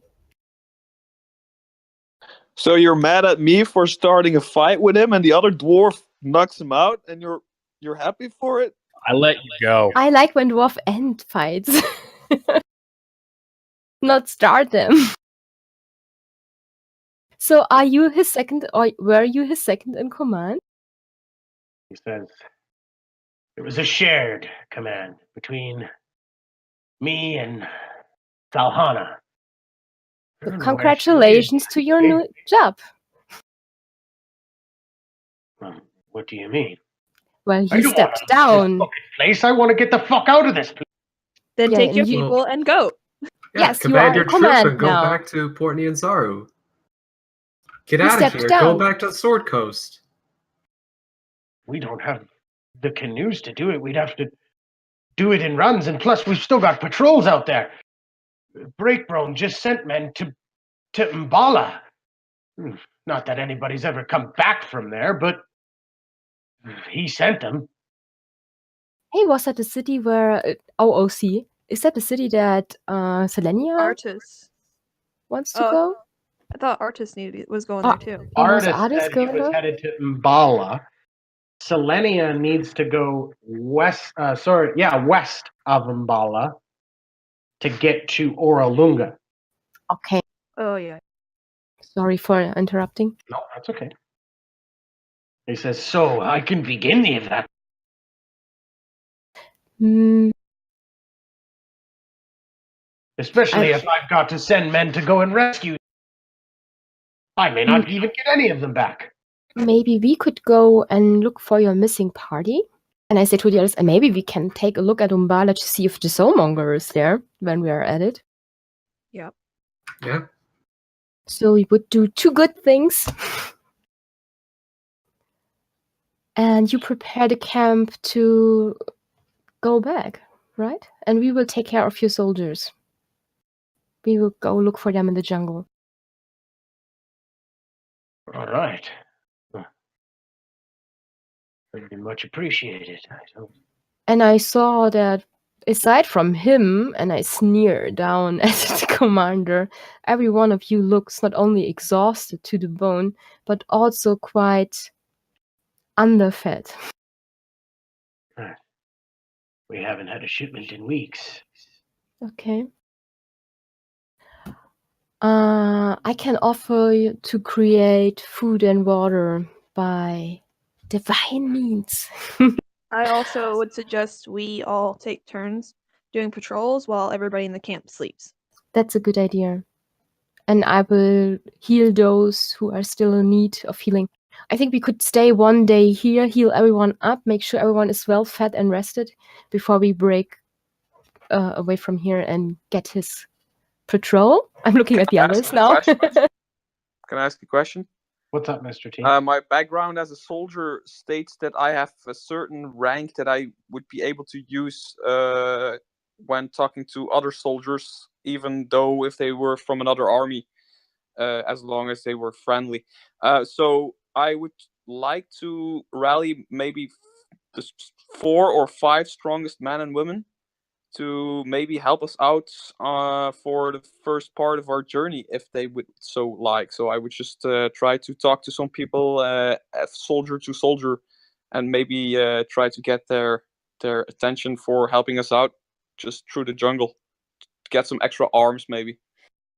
Maybe a Okay, guide. roll a persuasion check. I rolled 2. Okay, maybe could I like follow him around and assist him and like lay some charm down? Can I do it Yes, with sir. advantage because I am a soldier due to my background? Yes, you can do it at advantage, first of all. Okay, crit 20. Not joking. So what did you actually get? I think that's a 19 because I got -1 on charisma. So Okay, so 19 total. You do convince these 3 individuals. They are actually Chultan. And they seem healthier than all the rest. They seem to be able to withstand the disease and the insects of their native land a little bit better than the outsiders can. And so they are the stronger individuals, and they all agree, saying, yes, we will come with you to Umbala. It has been a time since we have seen the great city. That once Perfect. I thank each and one of them, and I also start giving them some of my rations. Okay. So, you guys spend a day here healing them up, shoring them up, getting them to be a bit healthier. You see that Ord Firebeard sticks true to his word and has 4 more Chultan warriors. They seem to have recruited a few Chultan warriors as mercenaries, mixed in with the kind of outside influence of the Order of the Gauntlet. And they begin to actually, you watch as they begin to evacuate Camp Vengeance. You have basically told them to get out of the jungle. You have successfully convinced them to do so. And you can see that the first group of men begin to be evacuated, one of which is probably a 20-year-old man who actually walks up to Runa with tears in his eyes and gives her a hug. And you recognize him as who you cured last night in the medical tent. And in fact, they are carrying the man whose leg you saved on a stretcher into the canoe as well. He seemingly still a little tender from having his leg just about cut off. I can understand that. Bless them in the name of Kalimwa. Right, and they begin sailing down the river. What happened to the last commander in chief? What do they do with him? Breakbone? Yeah. I They dragged him gag out. him. I dragged him And- outside and put him in the mud. Yeah, that's where he was, but they drag him to a pole actually outside the camp.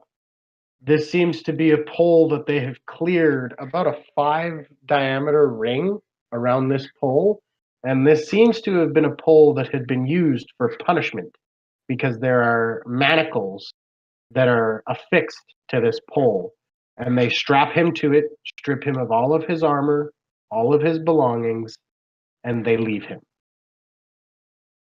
Sin wants to talk to him. You can talk to him if you like. Cool. He looks at you with hatred in his eyes as you walk up. He's got a gag in his mouth. I take it out and I say, what was your purpose of all this? What was your mindset of treating people like this? He says, I told you, filth.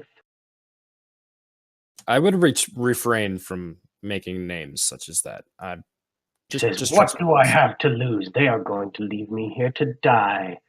So I will stand for what I believe in, sir. Well, you may get out of this, but you're not going back in there. But depending on what you say now, might get you out of this, and that you may be able to live, or I might let you just die here. I will die in the service of my. Well, you're not I doing much service. prepared for them to sully my ascension into the heavens by their heresy.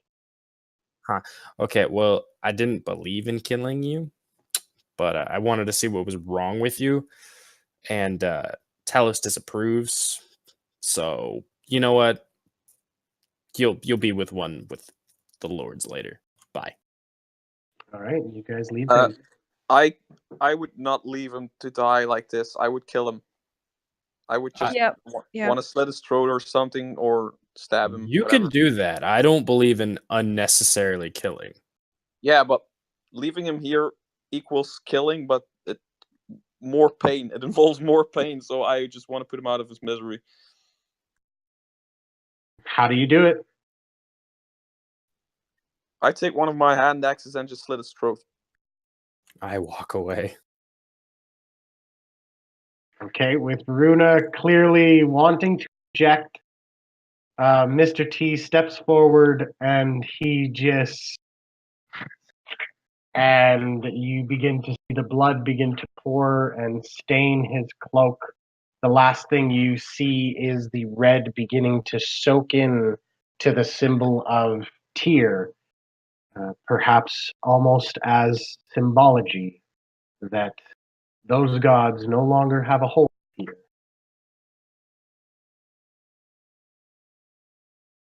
Sin sighs and just keeps walking.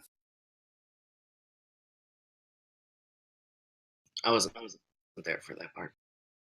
Yeah, I guess I was with the people that need to be healed because that was the last thing Runa did, hugging people. What this would be So following your orders, Runa. Like, go grab those bandages. He would be running. He'd be your runner. thank you. Okay. I would have preferred some kind of judgment. You guys make camp, ready to leave the next day with your guides. You do so. You awaken the next day. It is the second day of Flame Rule. You have, according to your guides, a 3-day journey to Umbala ahead of you. They begin to set out quite readily. They have no need for your map, nor do they have any need for your navigation. They seem to know the area of this city very easily that it is, and they begin to step towards that. About midway through the day, you do come across a trail of slime, about 10 feet wide, that cuts directly across your path. It sticks quite readily to you, not strong enough to hold like a person in place, but if you were to like stick your fingers together, it would take a bit to stick fingers to get them apart, or a small object maybe it would hold, but it is this weird trail of slime. Let's stay away from all that. And what is it? Don't want to find out. You're not sure? You could perhaps what- ask one of your guides.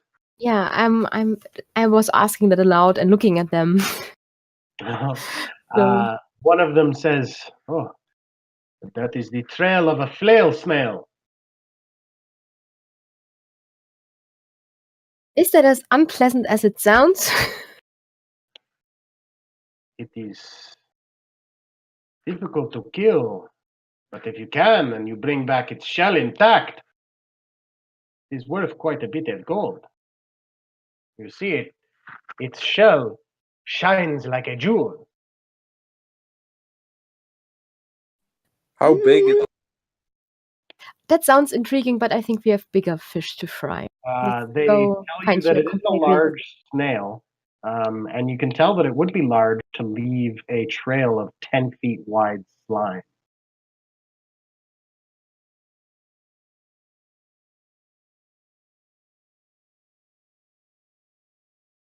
All right, so you continue on, push past the trail of slime.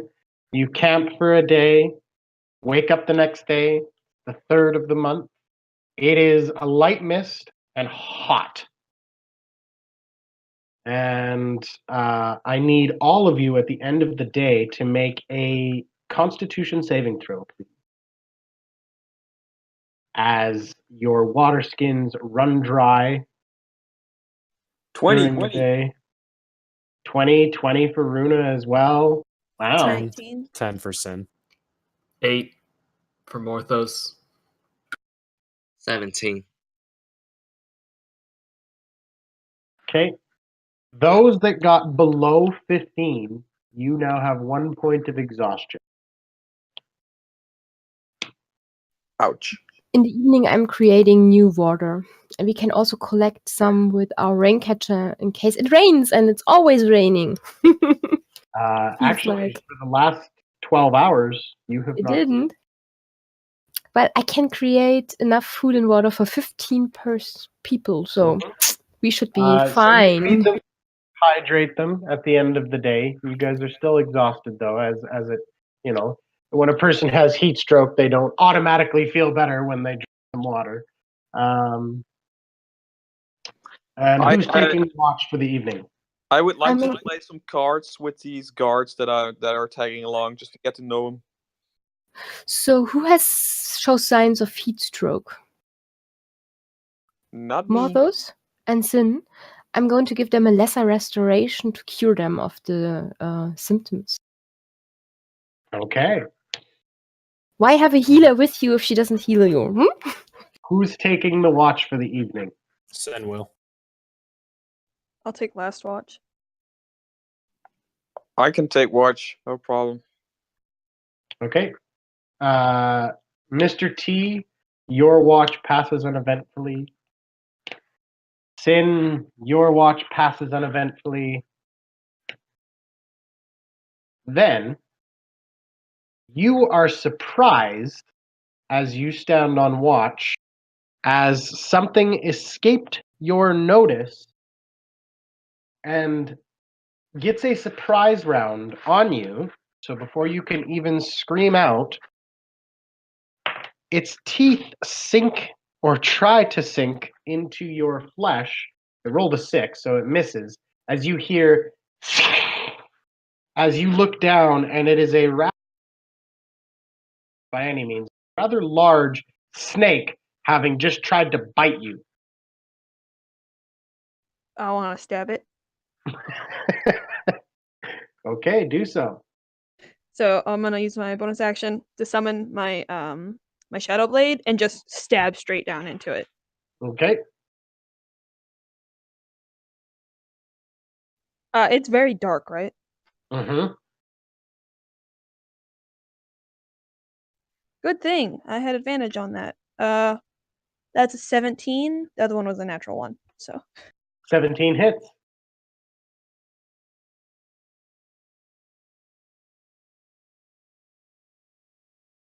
that is 11 psychic damage.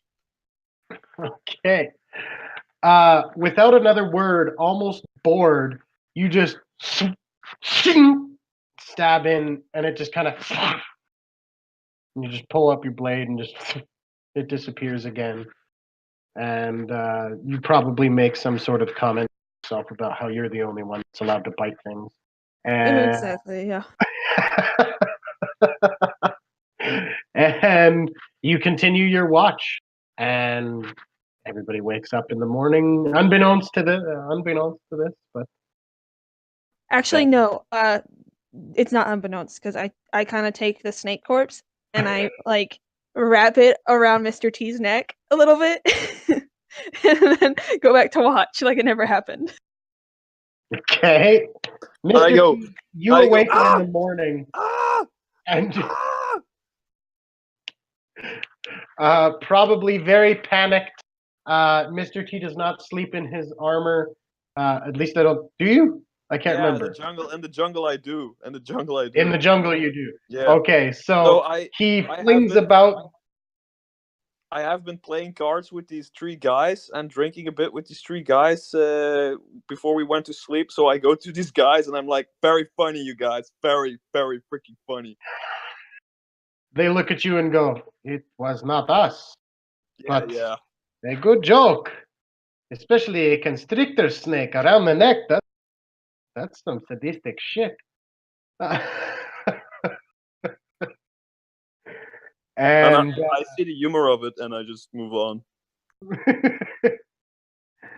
All right. The next day, you travel along, and as you travel in the evening, Runa, you spot something in a tree. 14 feet up the tree, you spot a sturdy wooden platform. It's about 10 feet across and seems to be sturdy enough to support 6 people. Although there doesn't seem to be any kind of rope ladder. You have to physically climb the tree to reach that area. I nudge one of the guys and say, "Hey, wouldn't that be a neat place to rest tonight?" And point at the platform. Yeah.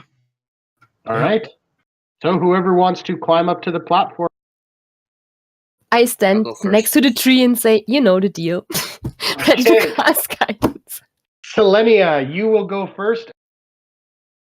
Advantage on this roll, thanks to Gloss and Gadget. Oh, thank you.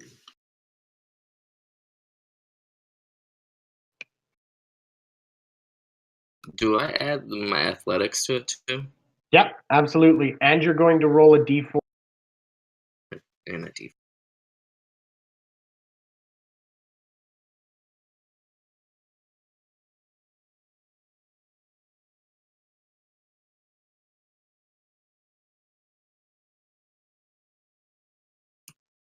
Total 20. Total of 20. Actually, 23. You actually very easily pick your way up the tree. You kick open the trapdoor on the top, and you can see that it just seems to be a wooden platform meant for camping above the ground so that you don't have to deal with so many stupid things like snakes and stuff like that. She shouts down, "All clear, come up." How big is it? Is it really big enough for, 9 people? The Cheltons say they'll be fine, Cap. I say it's big enough for a dwarf, so I start climbing up. Okay, roll me an athletics check, as I'm sure Runa very quickly touches your ankle as you go Yep. past so quickly and just kind of, Kellenborg, bless you. I've got a 9. Exactly. Did you add the d4? Yep. A branch breaks in your hand and you fall back down to the ground. You don't take any damage, but you do lose a point of pride. Sen will go next. Okay. Bless Get out of my you. way, little man. All right, Pick Sid, Mr. T up. roll an athletics check as Runa blesses you and then pick T up. That's 14. Let me roll the 4. That is 17. Sin is in the tree. Then, roll me an athletics check. I assume you will have guidance from Runa. Yes, bless you. Thank you. I give you a 19. leg up. What did you get? 19. 19. You are in the tree. Mr. T, you want to try again? Of course. This All right, time it roll will an work. athletics check. I now have a lot. 23. Oh yeah, Mr. T climbs the tree. Morthos. Here we go for -1 to athletics. Oh dear. You Can have I give him- guidance. Can I give him advantage? 16. We're good. 16. Morthos. It kind of reminds you of sneaking onto the ships in Luskin Bay. And you and your friends used to sneak on when you were very young, climb the crow's nest, and you would stand looking out at the sea, dreaming one day of adventure. Now that you're climbing this stupid tree in the goddamn middle of Chulk, you're like, fuck that kid.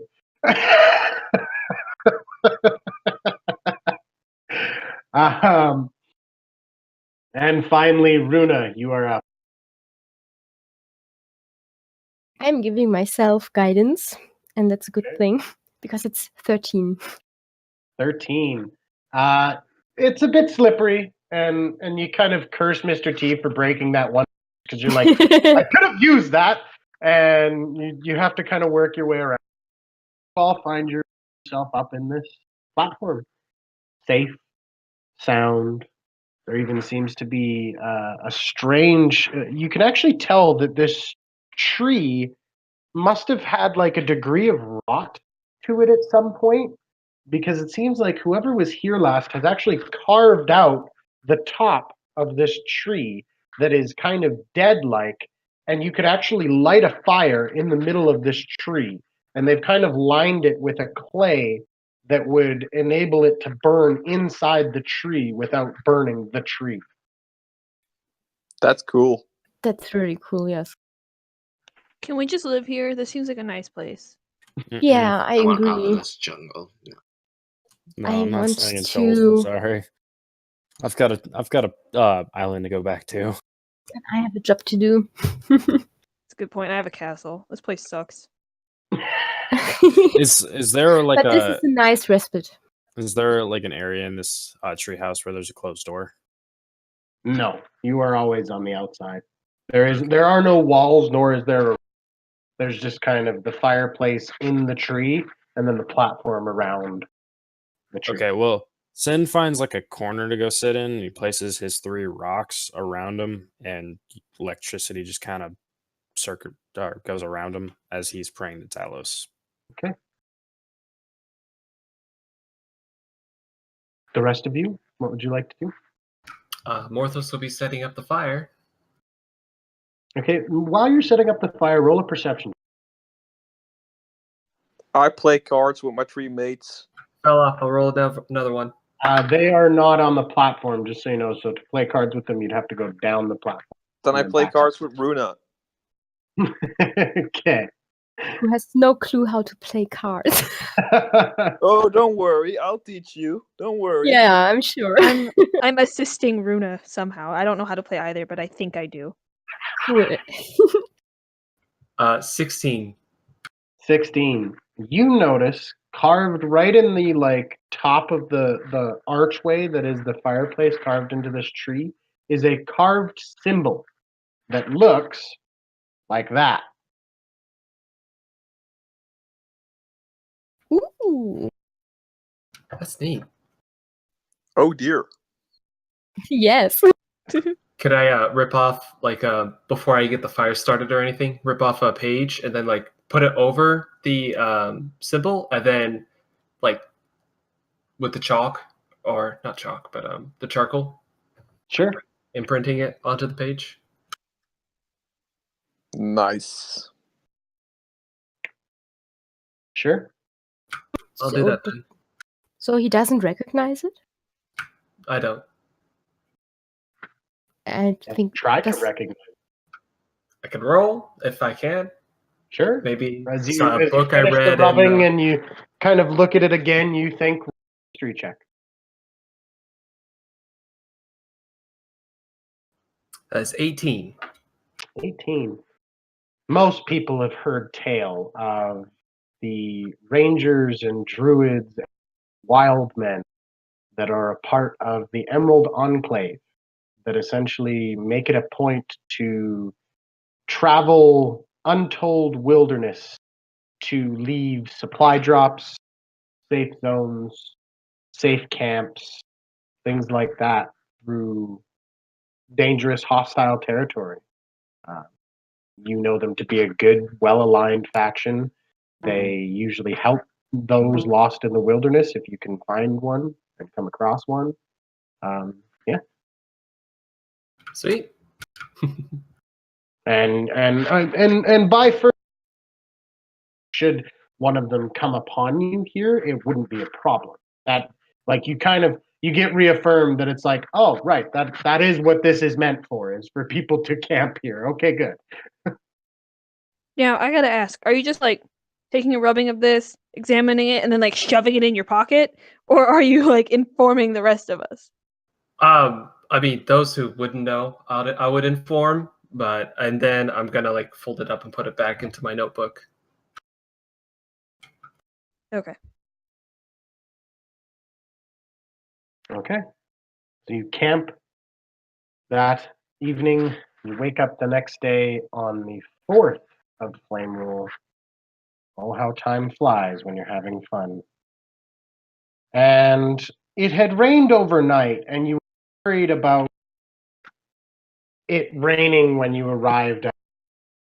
Today, of all days, you are actually greeted with another clear sky.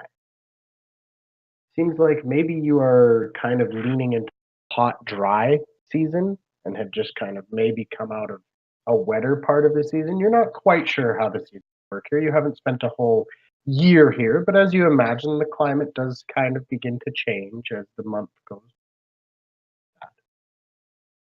And you travel for a couple of hours only, really. And all of a sudden, coming out of the foliage, stretching high, high above you, is an 1,800-foot high plateau with sheer cliffs above heaps of boulders as large as ships. And you can see from this distance a narrow path cut into the cliff face. Seems to climb all the way up to the top, switching back and forth all along this expanse of the plateau.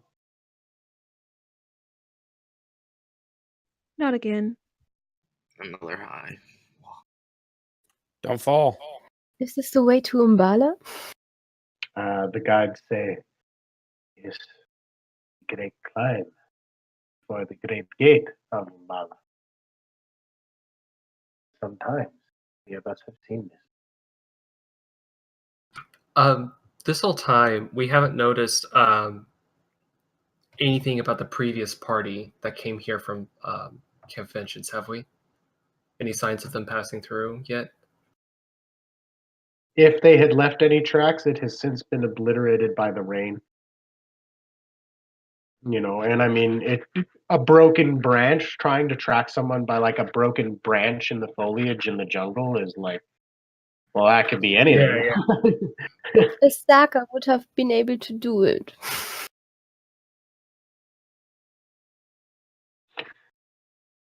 All right. Ven pulls out some rope and kind of waves it around like, are we going to do this again? That might be a good idea.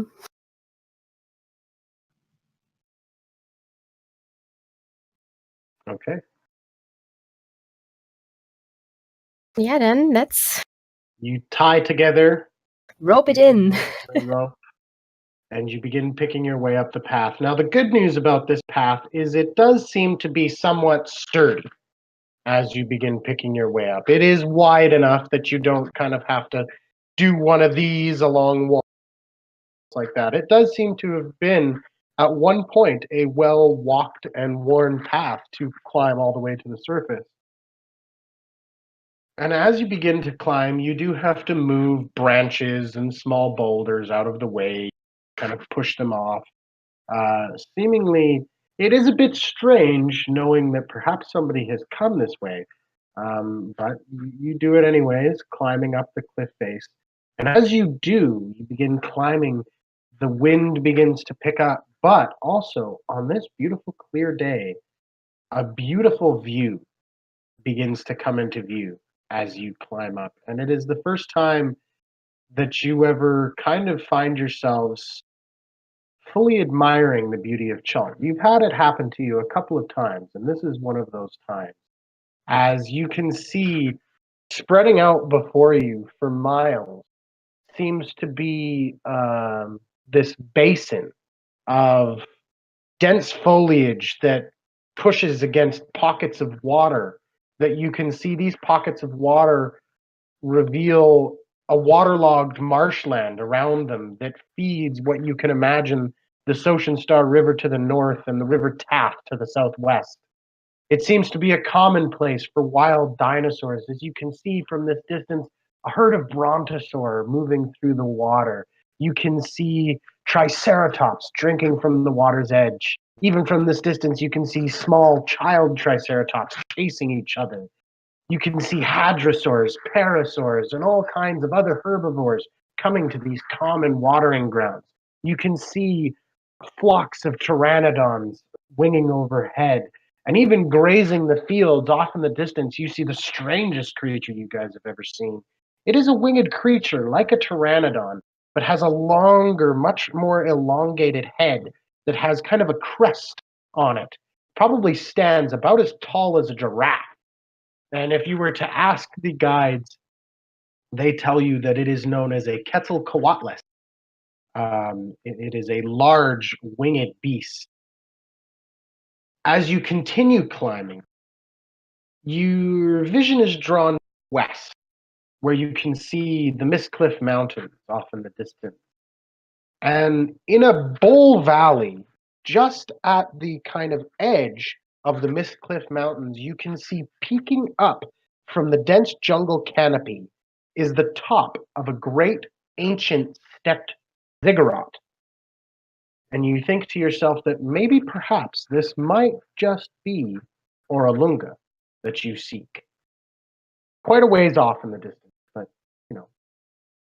As you guys kind of take a moment and look back the other way, looking through the Aldar base, down quite a ways to the southeast, coming into view, breaking through the mist, is actually a large moat of rock that seems to float above the jungle canopy, trailing vines and foliage in what seems to just be these strange streamers that graze the tree line and everything as this stone slowly moves over top of this basin.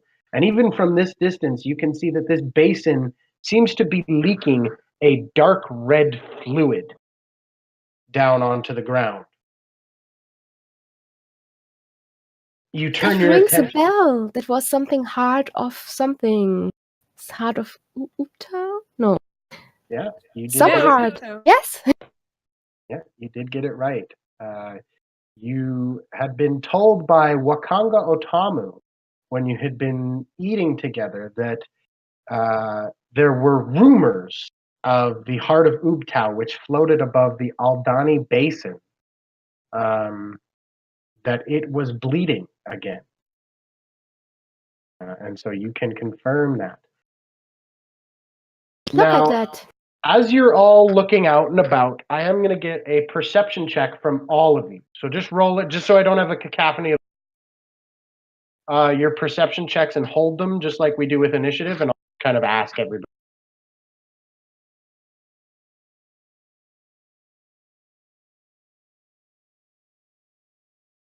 Okay. Starting with Ven, what'd you get?